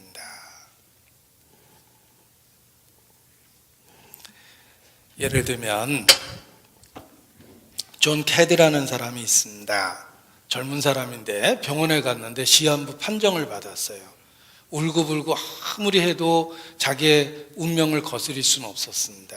이 사람이 결심을 했습니다. 내가 어차피 죽을 거니까 가장 가치 있는 일을 하다 죽자라고 생각하고 식인종이 우글거리는 뉴 헤브라이드 섬에 성경 하나 들고 들어갔어요. 어차피 죽을 거니까 가치 있는 일을 하다 죽어야 되겠다. 식인종이 사는 마을에 성경책 하나 갖고 들어갔습니다. 식인종이 가만히 보니까 먹음직한 백인 청년이 지발로 들어오더래요. 신기해서 안 잡아먹고 지켜봤답니다. 그랬더니 누가 집 짓고 있으면 옆에 가서 집 짓는 거 도와주고, 누가 농사 짓고 있으면 가서 농사 짓는 거 도와주고 막 그러더랍니다. 더 신기해서 안 잡아먹었답니다. 그런데 기적이 일어났어요. 존 캐디가 그곳에서 늙어 죽었어요. 그의 무덤 비문에 이렇게 써 있습니다. 1848년 존 캐디, 그가 이곳에 왔을 때 크리스찬은 한 사람도 없었다. 1872년 그가 이곳에서 죽었을 때 이곳에 식인종은 한 사람도 없게 되었다. 그의 무덤 비문에 써 있는 글입니다. 성경책 한 권 갖고 수천 년 동안 사람 잡아먹었던 풍습이 있던 그들의 삶에 변화를 만든 거예요. 존 캐디가. 성경이 그렇습니다. 삶의 변화를 일으킵니다. 진화론을 주장한 찰스 다윈은 태평양의 한 섬의 미개한 원주민을 발견하고 짐승처럼 살아가는 그들의 모습 속에서 진화론을 더 확신했습니다. 바로 짐승 아니냐. 그런데 34년 뒤에 그 섬에 다시 갔다가 충격을 받았어요.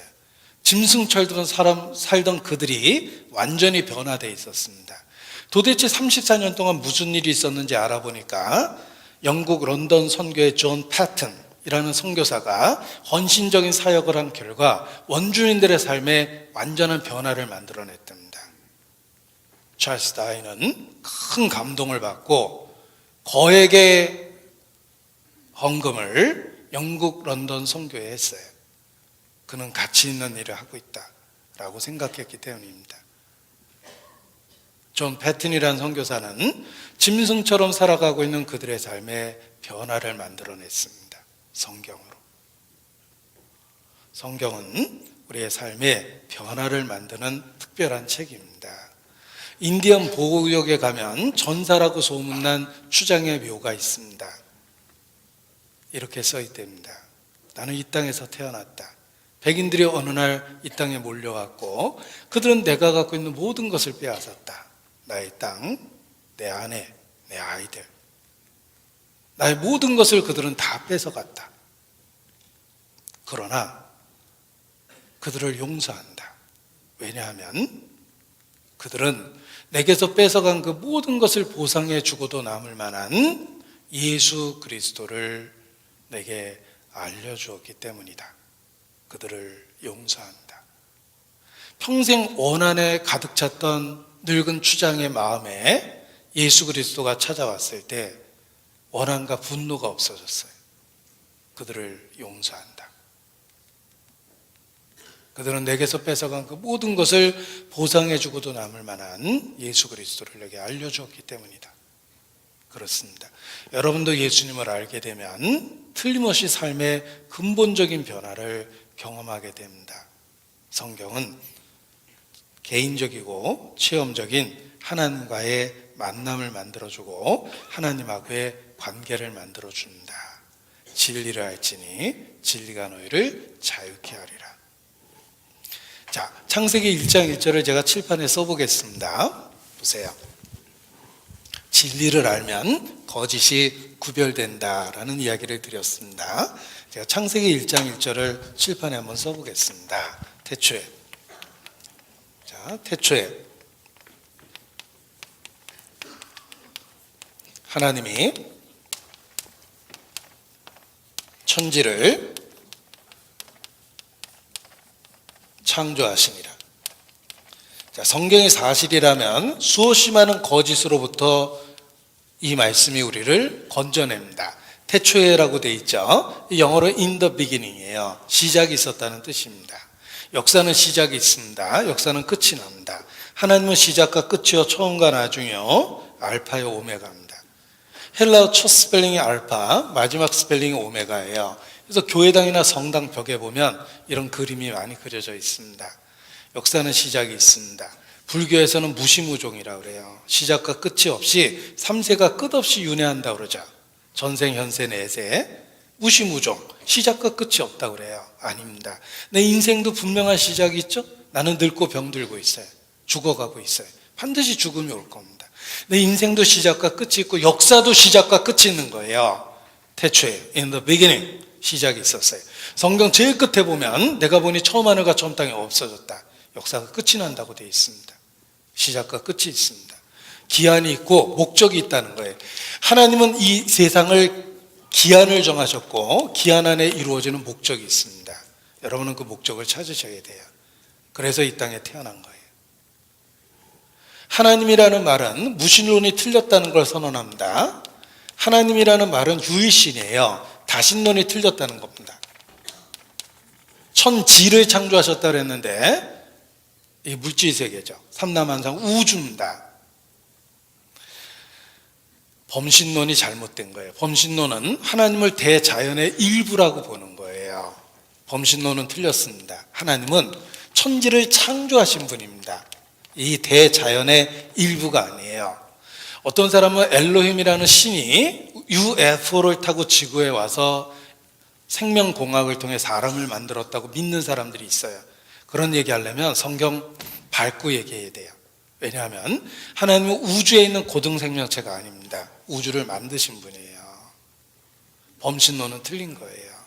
창조했다고 돼 있죠. 히브리어로 바라인데 영어로 create, 무에서 유를 만들다예요. 하나님은 만물의 기원이에요. 저절로 됐다고 이야기하는 진화론은 틀린 겁니다. 진화론은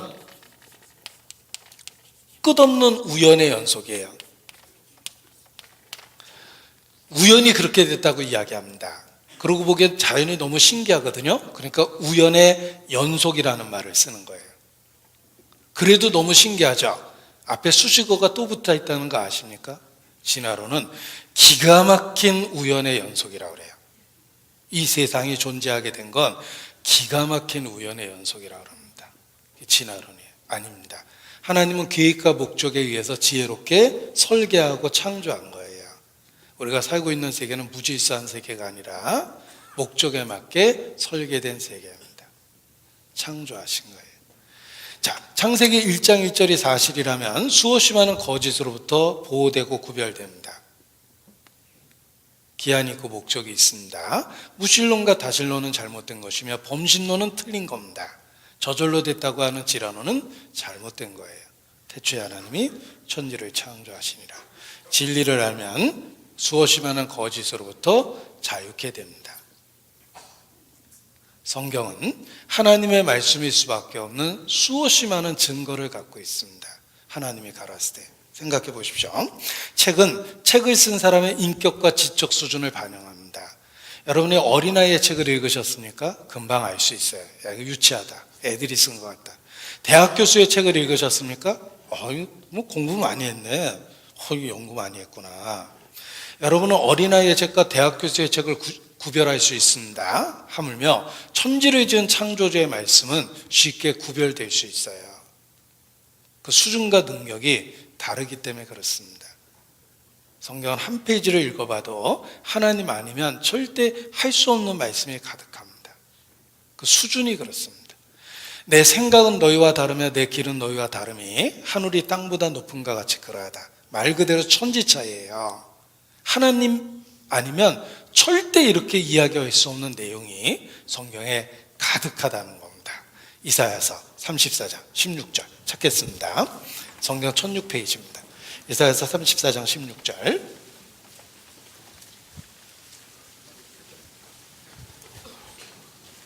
이사야서 34장 16절입니다.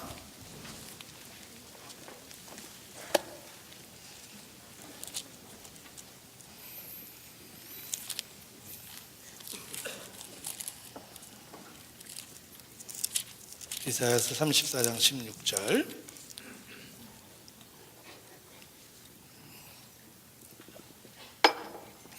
너희는 여호와의 책을 어떻게 읽어보라고요? 자세히. 자세히 읽어보라. 이것들이 하나도 빠진 것이 없고 하나도 그 짝이 없는 것이 없으리니 이는 여호와의 입이를 명하셨고 그의 신이 이것들을 모으셨습니다. 성경은 자세히 읽으셔야 돼요. 여러분이 성경을 믿는다고 고백할 수도 있고 매일 들고 다닐 수도 있고 집에 몇 권 사서 꽂아놓을 수도 있지만 자세히 읽지 않으면 아무 소용이 없습니다. 성경 자세히 읽으라고 준 책입니다. 왜냐하면 로마서 10장 17절에 보면 믿음은 들음에서 나며 들음은 그리스도의 말씀으로 말미암았느니라.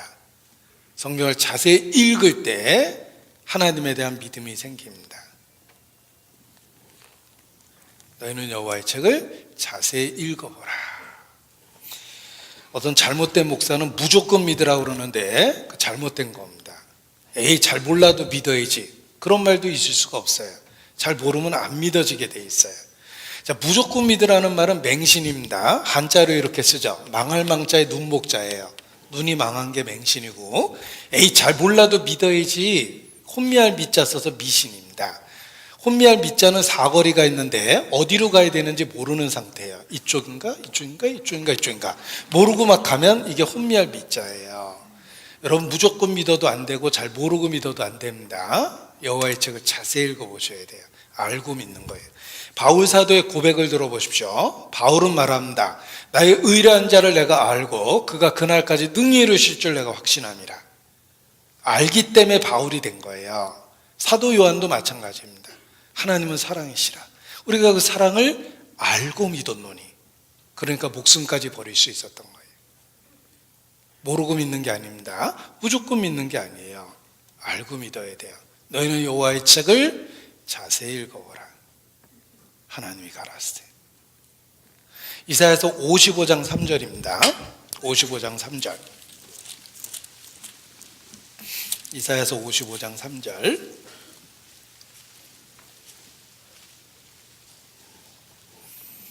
같이 읽죠.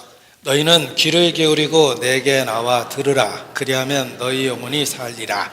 내가 너희에게 영원한 언약을 세우리니 곧 다윗에게 허락한 확실한 은혜니라. 자, 이 긴 말씀을 짧게 줄여보면 들으라, 그리하면 살리라. 이렇게 줄일 수 있어요. 잘 읽으셔야 됩니다. 들으라, 그리하면 살리라. 바치라, 그리하면 살리라가 아닙니다. 자, 이단일수록 잡신일수록 돈 얘기가 직결됩니다. 어떤 이단 교파는 생활 어려운 사람한테 전도도 안 해요. 교회 재정에 도움이 안 된다고. 진짜 이단이에요. 예수님은 소외된 자, 가난한 자에게 가까이 하셨습니다. 어떤 흑인이 백인 다니는 교회에서 쫓겨났답니다. 피부색 때문에. 너무 분해서 울고 있는데 예수님이 탁 나타나셨대요. 너 왜 우냐? 예수님, 제가 흑인이라고 이 교회에서 절 쫓아냈습니다. 그 얘기 듣고 예수님이요, 그 사람을 막 야단치더랍니다. 너 이 교회 다니려고 그랬냐? 나도 쫓겨났는데. 그런 교회는 예수님 안 계십니다. 자, 이단일수록 잡신일수록 돈 얘기가 직결된다고 그랬습니다. 무당도 봉투 내밀어야지 입딥니다.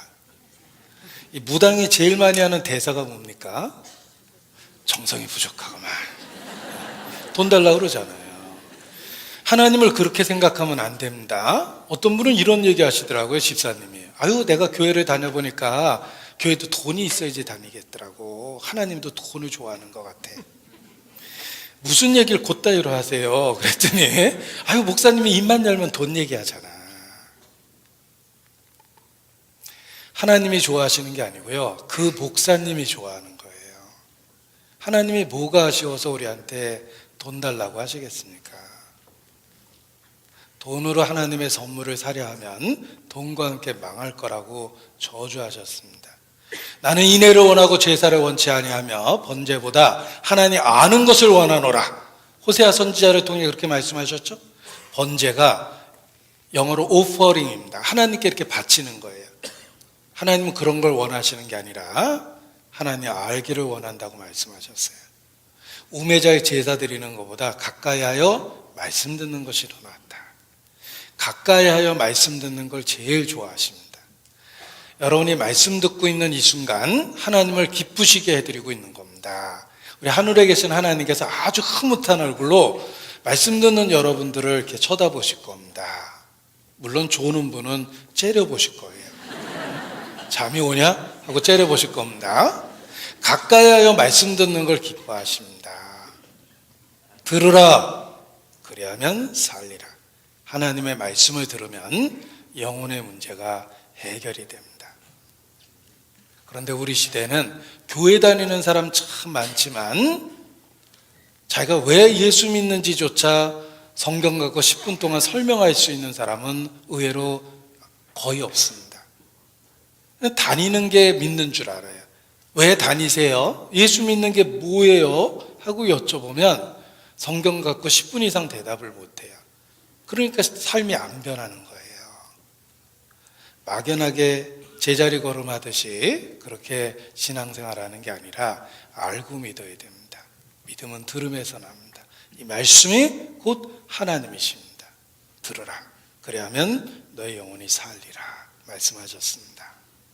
자, 그런데 우리 마음의 근본적인 의문은 있습니다. 왜 사람이 쓴 책을 하나님 말씀이라고 그러는 걸까? 요한복음, 요한이 썼다고 그러잖아요. 이사야가 썼다고 돼 있습니다. 베드로 전서, 베드로가 쓴 첫 번째 편지라는 뜻입니다. 사람이 쓴 책인데 왜 하나님 말씀이라고 그러는 걸까? 그 이유가 있습니다. 베드로 후서 찾겠습니다. 베드로 후서 1장 20절 21절.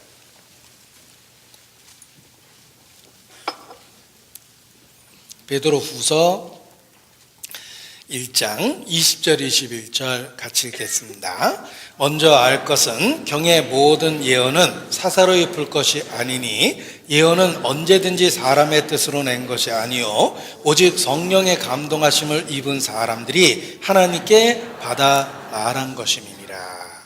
왜 사람이 쓴 책을 하나님의 말씀이라고 부르는 걸까? 그 이유는 성령의 감동하심을 입은 사람들이 하나님께 받아 말한 것이기 때문에 그렇습니다.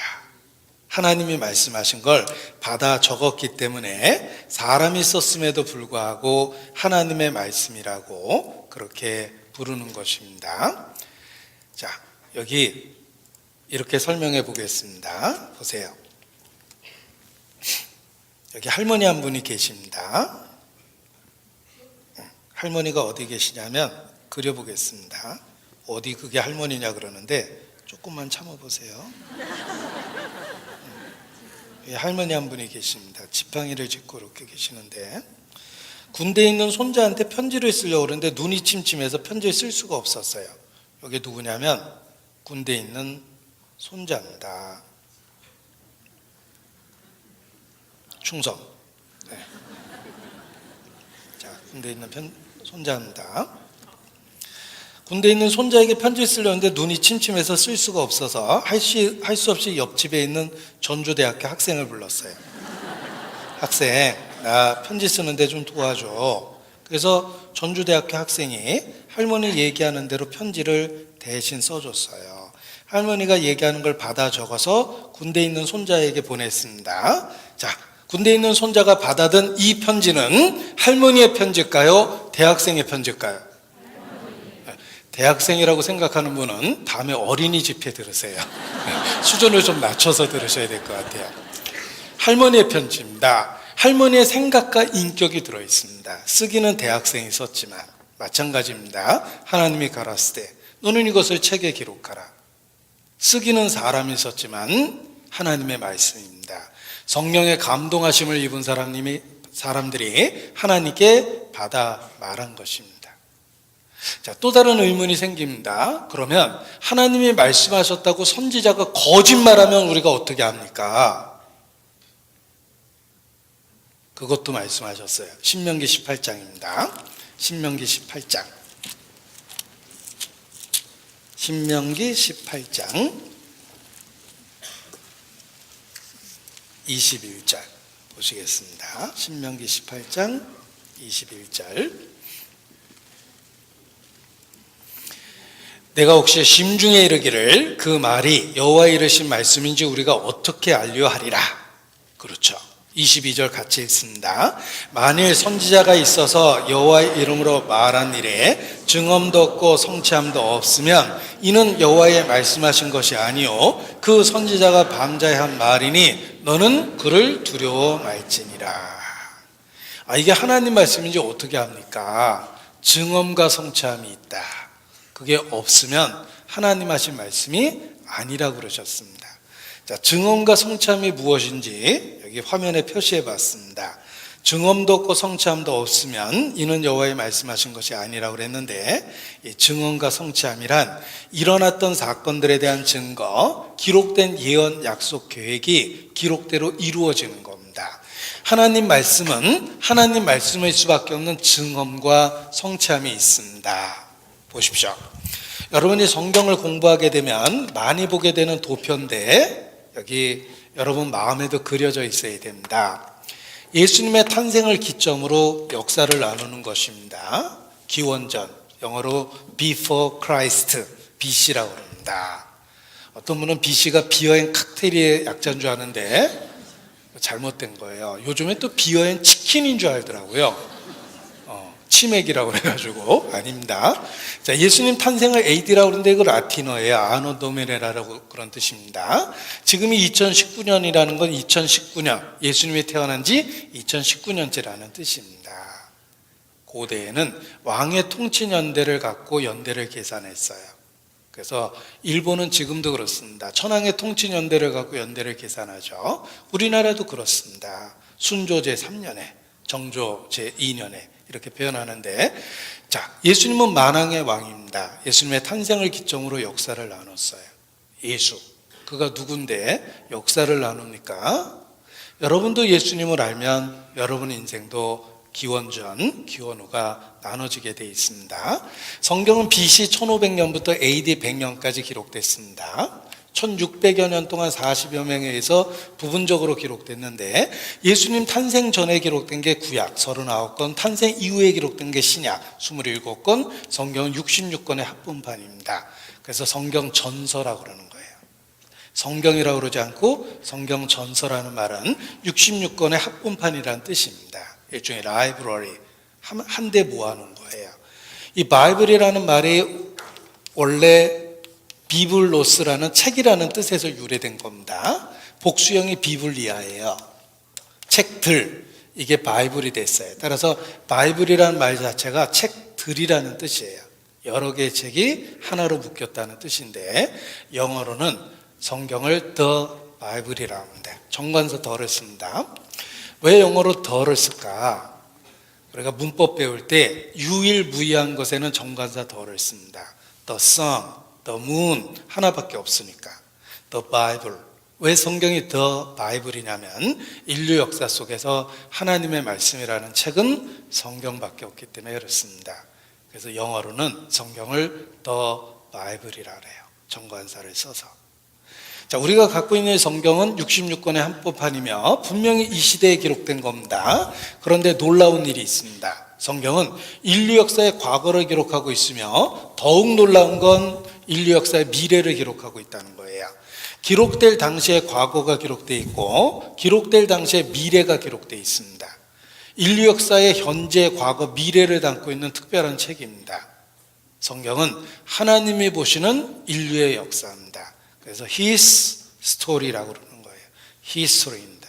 하나님이 보시는 인류의 역사인데 왜 성경을 기록하셨냐면 인간을 구원하시는 하나님의 구원 계획을 우리에게 계시한 겁니다. 그래서 성경, 그러면 하나님이 보시는 인류의 역사, 기록된 목적과 관련해서는 인간을 구원하시려는 하나님의 구원 계획, God's plan for salvation 이렇게 표현합니다. 이것이 성경입니다. 이 성경이 하나님 말씀이라고 어떻게 아냐? 과거 속에서는 증험이 나타납니다. 예언은 성취되죠. 증언과 성취함이 없으면 여호와 이르신 말씀이 아니라 이렇게 선언되어 있습니다. 그래서 역사적인 증거, 예언의 성취, 이것이 성경의 하나님의 말씀이라는 확실한 증거가 되는 겁니다. 증언과 성취함이 없으면 여호와 이르신 말씀이 아니라. 자, 예를 들어 보겠습니다. 법대 다니는 분은 들어보셨을 거예요. 사이먼 그린리프입니다. 제가 법대 다니는 분은 들어봤을 거라고 그랬더니 어떤 분이 나 법대 다니는데 한 번도 못 들었다 이렇게 얘기하시는데, 그럼 회개하셔야 돼요. 공부 어지간히 안 한 겁니다. 이 사이먼 그린리프는 하버드 법대 교수인데 그냥 교수로서 유명한 게 아니라 증거학이라는 법률적 개념을 세우신 분이에요. 이분의 평생의 신념입니다. 중요한 일을 결정할 때는 확실한 증거가 있어야 된다. 이게 증거학이며 그 증거학의 법률적 개념을 이분이 세우신 거예요. 그래서 유명해요. 사이먼 그린리프가. 수업 시간에 한 학생이 질문했습니다. 교수님, 예수 그리스도를 믿습니까? 유대인이었던 그에게 질문 자체가 불쾌했습니다. 안 믿는다고 딱 잘라 얘기했더니 그 학생이 바로 되받아쳤습니다. 교수님은 안 믿을 만한 그럴 만한 이유를 한 가지라도 갖고 계십니까? 이분은 학자예요. 정직해요. 생각해보니 제가 무조건 안 믿는 거네요. 그러나 내가 왜 안 믿는지 그 이유만은 한 가지라도 여러분에게 연구해서 알려드리겠습니다. 수업 시간에 약속하고 그리고 성경을 읽기 시작했는데 결론은 독실한 크리스찬이 됐고 자기가 왜 믿게 됐는지를 복음서 기자의 증언이라는 책을 통해서 소개합니다. 그 책의 서문에 이렇게 써 있습니다. 사실을 받아들이려는 정직한 마음 하나만 갖고 성경을 배우면 안 믿을 수 없다. 여러분도 그렇습니다. 사실을 받아들이려는 정직한 마음을 가지면 안 믿을 수가 없어요. 왜냐하면 증거들을 보게 될 겁니다. 예언의 성취를 보게 될 겁니다. 하나님 말씀하십니다. 나는 여호와라. 이전 일에 어떤 것도 너희에게 고하리라. The former things. 역사의 이전을 보여주십니다. 장차 당할 일을 너에게 진술하리라. 이 일이 이루어지기 전에 너에게 미리 말한 것은 이 일이 이루어질 때 너희로 믿게 하기 위해서라. 장차 당할 일을 너에게 알려주시겠다고 말씀하십니다. What is going to happen? 쉬운 영어 번역에 그렇게 돼 있어요. 무슨 일이 있을지 얘기해 주겠다. 이전 일에 어떤 것도 너희에게 보여주겠다. 역사 속에서는 증거가 있고 예언 속에서는 성취가 있습니다. 너희가 나를 여호와인 줄 알리라. 그렇습니다. 여러분, 성경에서 역사적 증거를 배워보고 예언의 성취를 배워보면 안 믿을 수가 없습니다. 사이먼 그린리프처럼. 그렇다면 어떤 역사적 증거가 있는지 찾아보도록 하겠습니다. 태초에 하나님이 천지를 창조하시니라. 하나님은 역사를 처음부터 기록하셨죠. 인간 역사의 처음부터 기록하십니다. 역대상 1장 찾겠습니다. 인간 역사의 시작입니다. 역대상 1장 609페이지입니다. 자, 역대상이라는 말은 역사책 상편이라는 뜻입니다. 이 만화책 많이 보시면 금방 눈치채는데 이거 하편 있다. 그런데 하편도 있습니다. 자, 역대상 1장 보십시오. 거기 최초의 사람이 나옵니다. 누굽니까? 누구죠? 네, 아담입니다. 최초의 사람은 아담이에요. 아메바가 아닙니다. 아담입니다.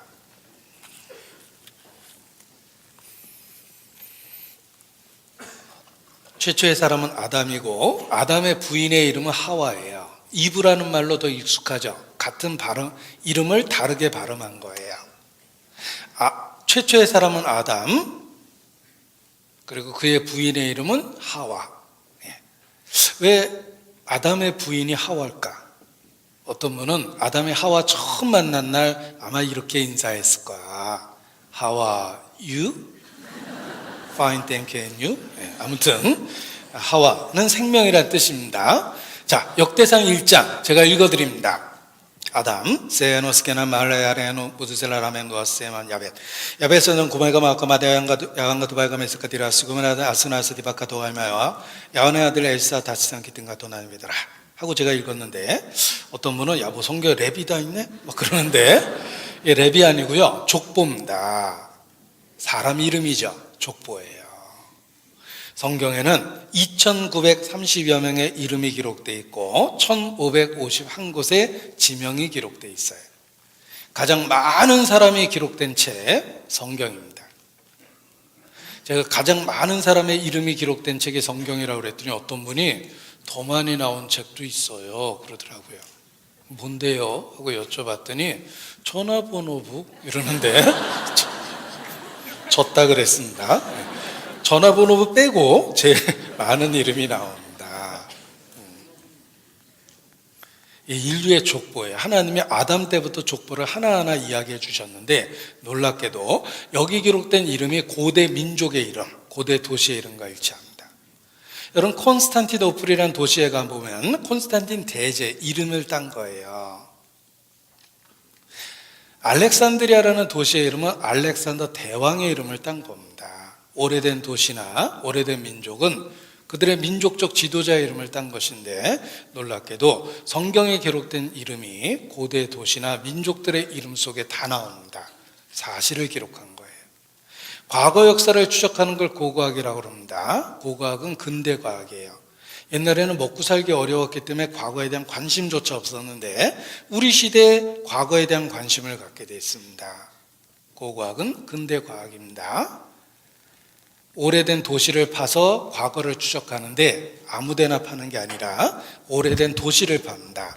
도시는 조건이 있어요. 넓은 평야지대가 있어야 되고 그리고 적의 침입을 막을 수 있는 산세가 있어야 되며 많은 사람이 생활할 수 있는 강이 있어야 되고 사통팔달의 천연의 도로가 있어야 돼요. 이것이 도시입니다. 이런 도시의 조건은 천연적인 조건이기 때문에 옛날에도 도시면 지금도 도시일 수밖에 없어요. 고대 건축물의 재료는 돌입니다. 돌은 견고하죠. 그러나 돌은 파괴되면 이동이 불가능해요. 너무 무거워서. 따라서 파괴된 도시를 재건할 수 있는 방법은 흙을 덮어버리고 그 위에다 다시 도시를 만드는 거예요. 오래된 도시는 이걸 반복하다 보니까 지대가 높아져요. 이 높아진 언덕지대를 고고학에서는 텔이라고 그러고 아무데나 파는 게 아니라 텔을 파는 거예요. 텔 아비브라고 그러죠. 아비브의 언덕이라는 뜻을 갖고 있어요. 이 언덕지대를 파면 과거 역사가 시간별로 드러나게 돼 있어요. 단계적으로. 이것이 고고학입니다. 넬슨 글룩이라는 고고학자는 지금까지 2만 5천 번의 발굴 작업이 있었다고 이야기합니다. 그는 말하기를 성경과 어긋난 역사적 발굴은 단 한 건도 없다라고 얘기합니다. 그래서 고고학의 기본은 성경이에요. 성서 고고학 익숙하죠. 비블리컬 아케올로지라고 그럽니다. 불경 고고학 이런 거 없어요. 사서삼경 고고학 이런 거 없습니다. 코란 고고학 그런 거 없어요. 오직 성서 고고학이에요. 과거 역사를 추적하는 고고학은 성경과 직결됩니다. 정확한 역사를 담고 있기 때문에 그래요. 정말 하나님 말씀이에요. 우리의 과거를 정확하게 얘기해 주고 있습니다. 친어머니는 아이가 태어날 때 이야기를 해줄 수 있고 내 몸에 흉터가 언제 생겼는지 친어머니는 얘기해 줄 수 있습니다. 창조주기 때문에 인간 역사의 과거를 정확하게 말씀하십니다. 성경은 고고학적으로 사실입니다. 예를 들면 영국의 대형 박물관 관장을 오래 했던 프레드릭 캐너는 은퇴하면서 자기는 유물 속에서 평생을 살아왔는데 성경과 다른 유물은 결코 본 적이 없다.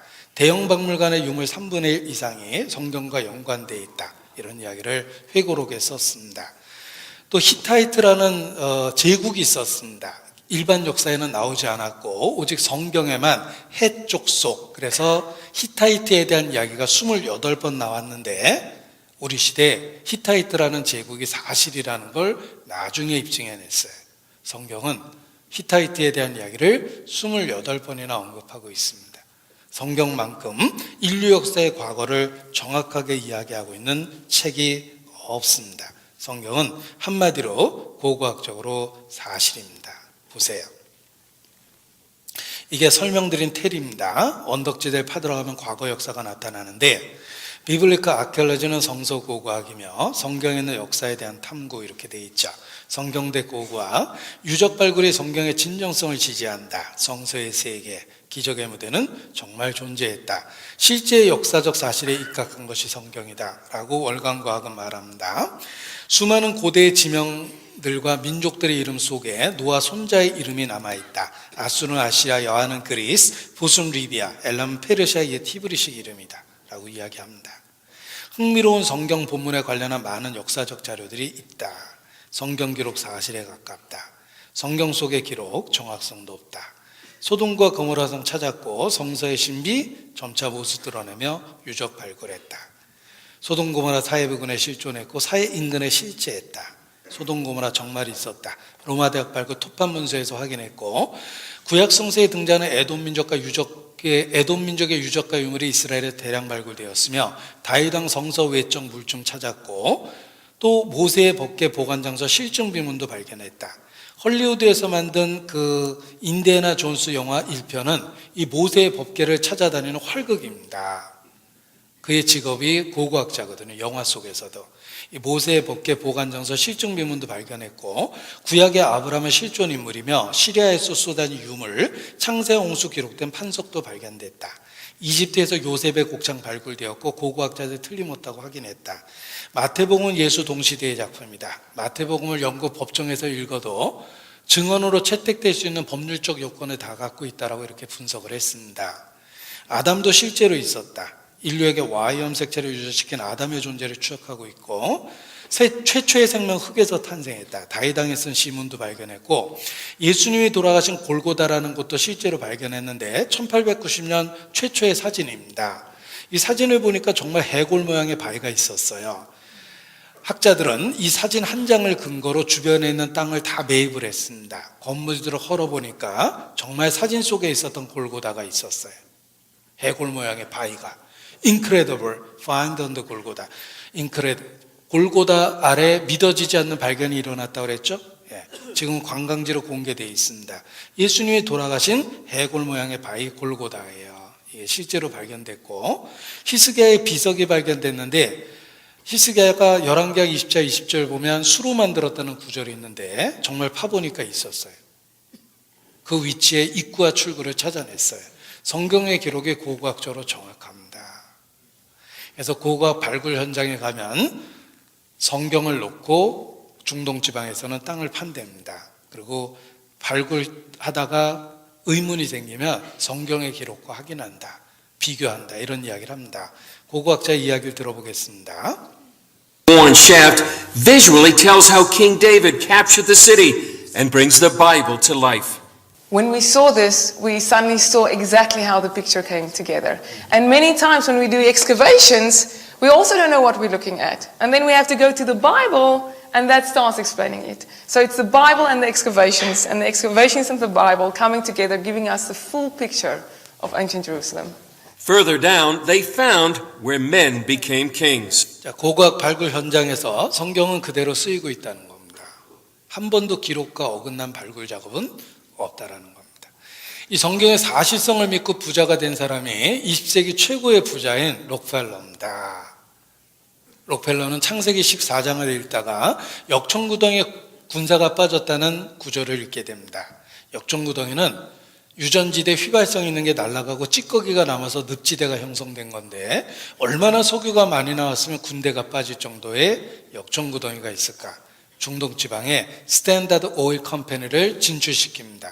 유기물질인 석유가 사막에 있을 거라고 아무도 생각하지 않던 시절에 록펠러가 성경 구절을 통해서 확신을 갖고 석유회사를 진출시켰는데 정말 석유가 나왔어요. 스탠다드 오일 컴퍼니는 석유를 독점했습니다. 그걸 국가에서 여러 석유 메이저로 해체시켜 놓은 거예요. 석유를 통해서 최고의 돈을 벌었습니다. 그러니까 록펠러예요. 이 이야기는 스탠다드 오일 컴퍼니에 있는 모든 직원들이 알고 있었고 모든 직원이 성경을 열심히 읽었답니다. 우리 회장님도 이거 읽다가 부자가 됐대. 한 직원이 출애굽기 2장 3절에서 모세 어머니가 갈대상자에 역청을 발랐다는 구절을 찾아냅니다. 노예였던 모세 어머니가 역청을 발랐다는 말은 쉽게 구했다는 뜻입니다. 근처에 석유가 난다. 회사 제한제도를 통해서 제출했고 회사에서는 찰스 피투스쿠스라는 지질학자를 그곳에 파견했는데 며칠 있다 연락이 왔습니다. 그곳에서 엄청난 유전지대를 실제로 찾아냈습니다. 여러분도 또 다른 구절이 있는지 한번 열심히 찾아보세요. 우리가 언제까지 이렇게 살 수는 없잖아요. 우리도 한번 잘 살아봐야 될 텐데. 성경의 사실성을 믿고 부자가 된 사람들의 이야기예요. 성경은 고고학적으로 사실입니다. 그리고 또 하나 19절 놀라운 사실이 있습니다. 자, 역대상 1장 19절입니다. 역대상 1장 19절 에벨은 화면에 표시해 봤습니다. 두 아들을 낳아 하나의 이름을 멜렉이라 하였으니 이는 그때 땅이 나뉘었으며 그 아우의 이름은 욕단이며 벨렉은 나뉘어진다는 뜻입니다. 왜 이름을 나뉘어진다고 졌냐면 그때 땅이 나뉘어졌답니다. 창세기 1장에는 땅이 한 덩어리였습니다. 천하의 물을 한 곳으로 모아 바다라 칭하시고 드러난 육지를 땅이라고 칭하시 되게 단수였어요. 그런데 벨렉이 태어나던 시대에 땅이 나뉘어졌습니다. 5대양 6대주가 된 거예요. 성경은 한 덩어리 땅이 벨렉이 살던 시대에 나뉘어졌다고 이야기합니다. 사실입니다. 이게 KBS 뉴스 자료화면입니다. 왜 지진이 일어나는가? 원래 땅이 한 덩어리인데 이렇게 갈라졌다는 거예요. 그래서 인도 대륙이 아시아 대륙과 만나서 부딪혀 버립니다. 여기가 히말라야 산맥이에요. 왜 이런 특별한 모습을 갖게 됐는지를 알게 됐습니다. 원래는 땅이 하나였다예요. 멜렉이 살던 시대에 나뉘어졌습니다. 이게 인도 대륙이라고 그랬는데 영상 보여드리면 인도 대륙이 떠다니다가 아시아 대륙하고 만나서 부딪힙니다. 부딪힌 부분이 점점 높이 솟아나게 돼 있죠. 거기가 히말라야 산맥이 되고 가장 높이 솟아오르는 부분이 생깁니다. 8,848m까지 솟았어요. 이게 에베레스트 정상입니다. 왜 이런 모양을 갖게 됐는지도 알게 됐어요. 이것이 우리 시대에 밝혀진 사실이고 교과서에도 나옵니다. 교과서에 대륙 이동설이라고 해서 하나의 대륙이 갈라졌다고 이야기하는데 또 다른 말로 판구조론이라고 그래요. 지판이 떠다니고 있다는 뜻인데 대륙은 천천히 이동하고 있다. 우리가 살고 있는 대륙이 움직인답니다. 목욕탕에 띄워놓은 스티로폴처럼 대륙이 움직이고 있는데 땅이 움직인다. 예, 지금도 벌어집니다. 벨렉이 태어나던 시대 땅이 세상이 나뉘어졌고 주께서 땅을 진동시켜서 갈라지게 했다고 기록하고 있습니다. 우리가 살고 있는 땅이 벌어지고 있어요. 여러분 이거 오려서 여기다 붙여보면 딱 들어맞아요. 한 덩어리인데 갈라진 거예요. 이게 수심의 차이가 있어서 그렇지 실제로 한 덩어리인데 갈라진 거랍니다. 지진이 나는 걸 빨간 점으로 찍어서 표시해보면 지판의 경계선이라는 걸 알 수 있어요. 이거 볼 때 졸면 점 찍힌 대로 이사 갑니다. 집을 사도 이상한 데다 사는 안타까운 분이 있는데 수업 시간에 졸다 그렇게 된 거예요. 자, 이 빨간 점이 지진 나는 지대인데 여기가 일본이에요. 일본 큰일 난 나라예요. 지판의 경계선에 섬이 떠 있으니 갈수록 지진이 많아집니다. 일본 열도는 사라집니다. 일본의 학자들도 잘 알고 있기 때문에 일본의 대정책 중에 하나, 해외 부동산 구입이에요. 남미 쪽으로 본토보다 더 큰 땅을 사놨다는 이야기 들어보셨습니까? 일본은 처음부터 해외 부동산 구입을 대정책 첫 번째로 삼았어요. 일본 열도는 사라진다예요. 지판의 경계선에 섬이 떠 있습니다. 얼마나 다급했으면 독도라도 건져보자고 저렇게 생떼를 쓰고 있습니다. 불쌍한 나라예요. 자, 성경은 온 세상이 한 덩어리였는데 빌렉이 살던 시대는 아니어졌다고 말씀하십니다. 하나님이기 때문에 과거를 보여준 거예요. 그리고 사람이 무엇인지도 정확하게 알려주십니다. 사람이 무엇인지. 창세기 1장 29절입니다. 보세요. 창세기 1장 29절, 27절. 창세기 1장 27절, 27절. 같이 읽겠습니다.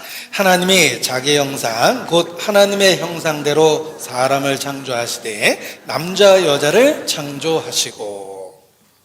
사람을 하나님이 자기 형상 곧 하나님의 형상대로 만드셨답니다. 사람은 특별합니다. 보세요. 태초에 하나님이 천지를 창조하셨습니다. 우주를 창조한 게 아니라 천지를 창조하셨어요. 영어 성경에도 universe가 아니라 the heavens and the earth, 천지를 창조하셨어요. 지구를 딱 떼서 얘기했죠. 이 거대한 우주를 하늘이라고 묶으시고 지구를 딱 떼서 얘기한 건 지구가 특별하다는 뜻이에요. 천지를 창조하셨는데 지구가 특별한 것은 사람이 있기 때문에 특별한 겁니다. 하나님이 동물은 잔뜩 만드셨어요. 그런데 사람은 딱 하나를 만들어서 하나씩 늘려가셨어요.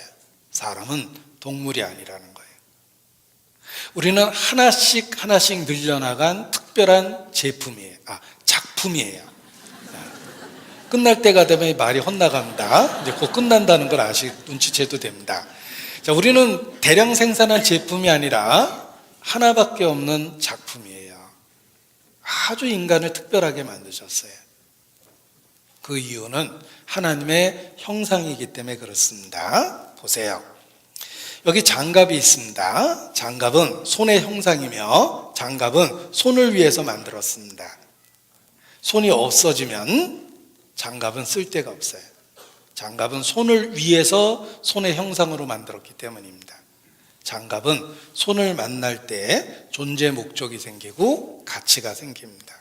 인간은 하나님의 형상이며 하나님을 위하여 지음을 받았습니다. 하나님을 부정하면 인간은 존재 목적이 없어져요. 하나님으로 더불어 함께 있을 때 가치가 생기고 목적이 생기는 겁니다. 인간은 하나님을 위하여 하나님의 형상으로 지음을 받았기 때문에 그렇습니다. 자, 수학에서는 제로의 개념을 찾아내면서 엄청난 발전을 이루게 됩니다. 제로, 0입니다.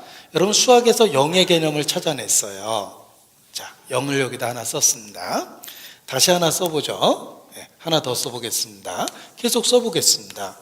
아무리 많이 써도 숫자적 가치가 없죠. 그러나 일자를 앞세우는 순간 갑자기 숫자적인 가치가 보이기 시작합니다.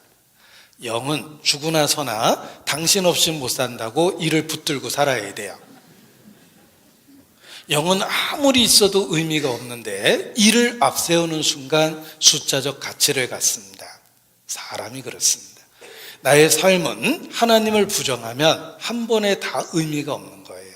그러나 내 인생에 하나님을 인정하고 하나님과 함께 살면 내 삶에 비로소 가치와 의미가 생깁니다. 인간은 하나님의 형상으로 지음을 받았기 때문에 그렇습니다. 인간은 특별합니다. 짐승이 아니에요. 하나님으로 인해서 존재 목적이 생기고 가치가 생기는 겁니다. 하나님을 부정하면 마치 물 떠난 물고기처럼 됩니다. 고통을 받게 돼 있어요. 여러분 물고기는 이게 광어인지 우럭인지 모르겠지만 물고기는 물속에 살라고 지음을 받은 겁니다. 물고기가 물을 떠나는 순간 살 수가 없어요. 가끔 어항 근처 지나가다 보면 물고기가 바깥에 튀쳐나와 있는데 요거 틀림없이 10대 물고기일 거예요. 난 여기가 답답해. 괜히 반항하느라고 튀쳐나왔는데 나오면 그때부터 헐떡이고 끝까지 참으면 죽는 거예요. 물고기는 물 떠나서 절대 못 삽니다. 인간은 하나님 떠나서 못 살아요. 하나님 떠나는 순간부터 우리의 삶에 고통이 시작되고 끝까지 버티면 너희 죄 가운데서 죽으리라. 영원히 잃어버리는 거예요. 물고기는 물속에 사는 게 물고기입니다. 인간은 하나님하고의 관계 속에서 살아가도록 처음부터 지음을 받았어요. 하나님을 부정하면 지금까지의 삶도 의미가 없고 산날만큼 또 살아도 의미가 없어요. 하나님을 만나셔야 돼요. 자, 아주 비싼 가전제품을 하나 샀는데 사자마자 전자제품이 망가졌어요. 이거 어떡하죠? 비싼 건데. 만든 데 가서 고쳐달라고 그러면 됩니다. 어떤 분은 삼성 거 LG 가서 고쳐달라고 떼쓰는데 그러면 안 돼요. 만든 데 가서 고쳐달라고 그래야 됩니다. 인생에 고통이 생겼고 문제가 생겼습니다. 이거 어떻게 하면 좋죠? 만든 하나님한테 가서 고쳐달라고 그래야 돼요. 우리의 삶의 고통과 문제는 하나님만이 해결해 주실 수 있습니다. 우리의 삶에 여러 가지 고통이 있고 문제가 있고 스스로 해결 못할 그런 사건, 사고가 있습니다. 인간은 철저하게 무능해요. 자기 심장을 스스로 뛰게 하는 사람은 없습니다. 그게 사람이에요. 여러분의 심장이 멈추는 순간 5분도 안 돼서 혐오스러운 시체가 됩니다. 그게 사람이에요. 하나님을 알고 하나님하고의 관계를 가질 때 비로소 삶에 의미가 생기고 목적이 생기는 겁니다. 우리의 삶의 문제를 해결해 주실 수 있는 분은 하나님밖에 없습니다. 공감할 수밖에 없는 복음성가 가사인데 들어보십시오. 인생길 험하고 마음 지쳐 살아갈 용기 없어질 때, 인생길 험하고 마음 지쳐 살아갈 용기 없어질 때, 그럴 때 많이 있습니다. 우리가 살면서 이렇게 스위치를 돌려서 죽을 수 있었다면 이미 살면서 여러 번 돌렸을 거예요. 인생길 험하고 마음 지쳐 살아갈 용기 없어질 때 정말 많이 있습니다. 그런데 여러분 그 찬송 가사 다음에 답이 있다는 거 아십니까? 어둠에 앉아서 울지만 말고 예수님 품으로 나오시오. 창조주만이 우리의 삶의 문제에 대한 근본적인 답을 갖고 계십니다. 하나님이 내 인생에 기회를 주시면 누군가가 내게 말씀을 배울 수 있는 기회를 주십니다. 기회가 생깁니다. 이 말씀이 곧 하나님이기 때문에 그렇습니다. 기회를 붙잡아야 돼요. 제가 장담하건대 말씀 배울 수 있는 기회를 줘버리는 사람은 당첨된 복권을 찢어버리는 것보다 더 어리석은 행동을 하는 겁니다. 하나님이 기회를 주신 거예요. 기회를 붙잡으셔야 돼요. 저는 전도하는 사람이기 때문에 정말 잘합니다. 여러분이 말씀을 듣고 배우는 것은 결코 우연이 아닙니다. 보이지 않는 하나님의 손이 인도하시고 기회를 준 거예요. 기회를 붙잡아야 됩니다. 그래서 한 사람도 시험 받지 않고 끝까지 참여하시기를 주님 안에서 간절히 권유합니다. 기도하시겠습니다. 거룩하신 하나님, 오늘 하나님 말씀을 배울 수 있도록 은혜를 주신 것 감사를 드립니다. 우리의 복잡한 삶을 다스려 주셔서 말씀을 배우는데 방해가 되지 않도록 주님 인도해 주시고 마침내 결실할 수 있도록 끝까지 함께해 주시기를 주님께 부탁을 드립니다. 돌아가는 발걸음도 지켜주시고 우리의 삶을 예비해 주시며 인도해 주시기를 주님께 부탁을 드립니다. 고마우신 우리 구주 예수님 이름으로 기도합니다. 아멘. 네, 수고하셨습니다. 내일 같은 시간에 이어서 말씀을 드리겠습니다. 안녕히 돌아가시기 바랍니다.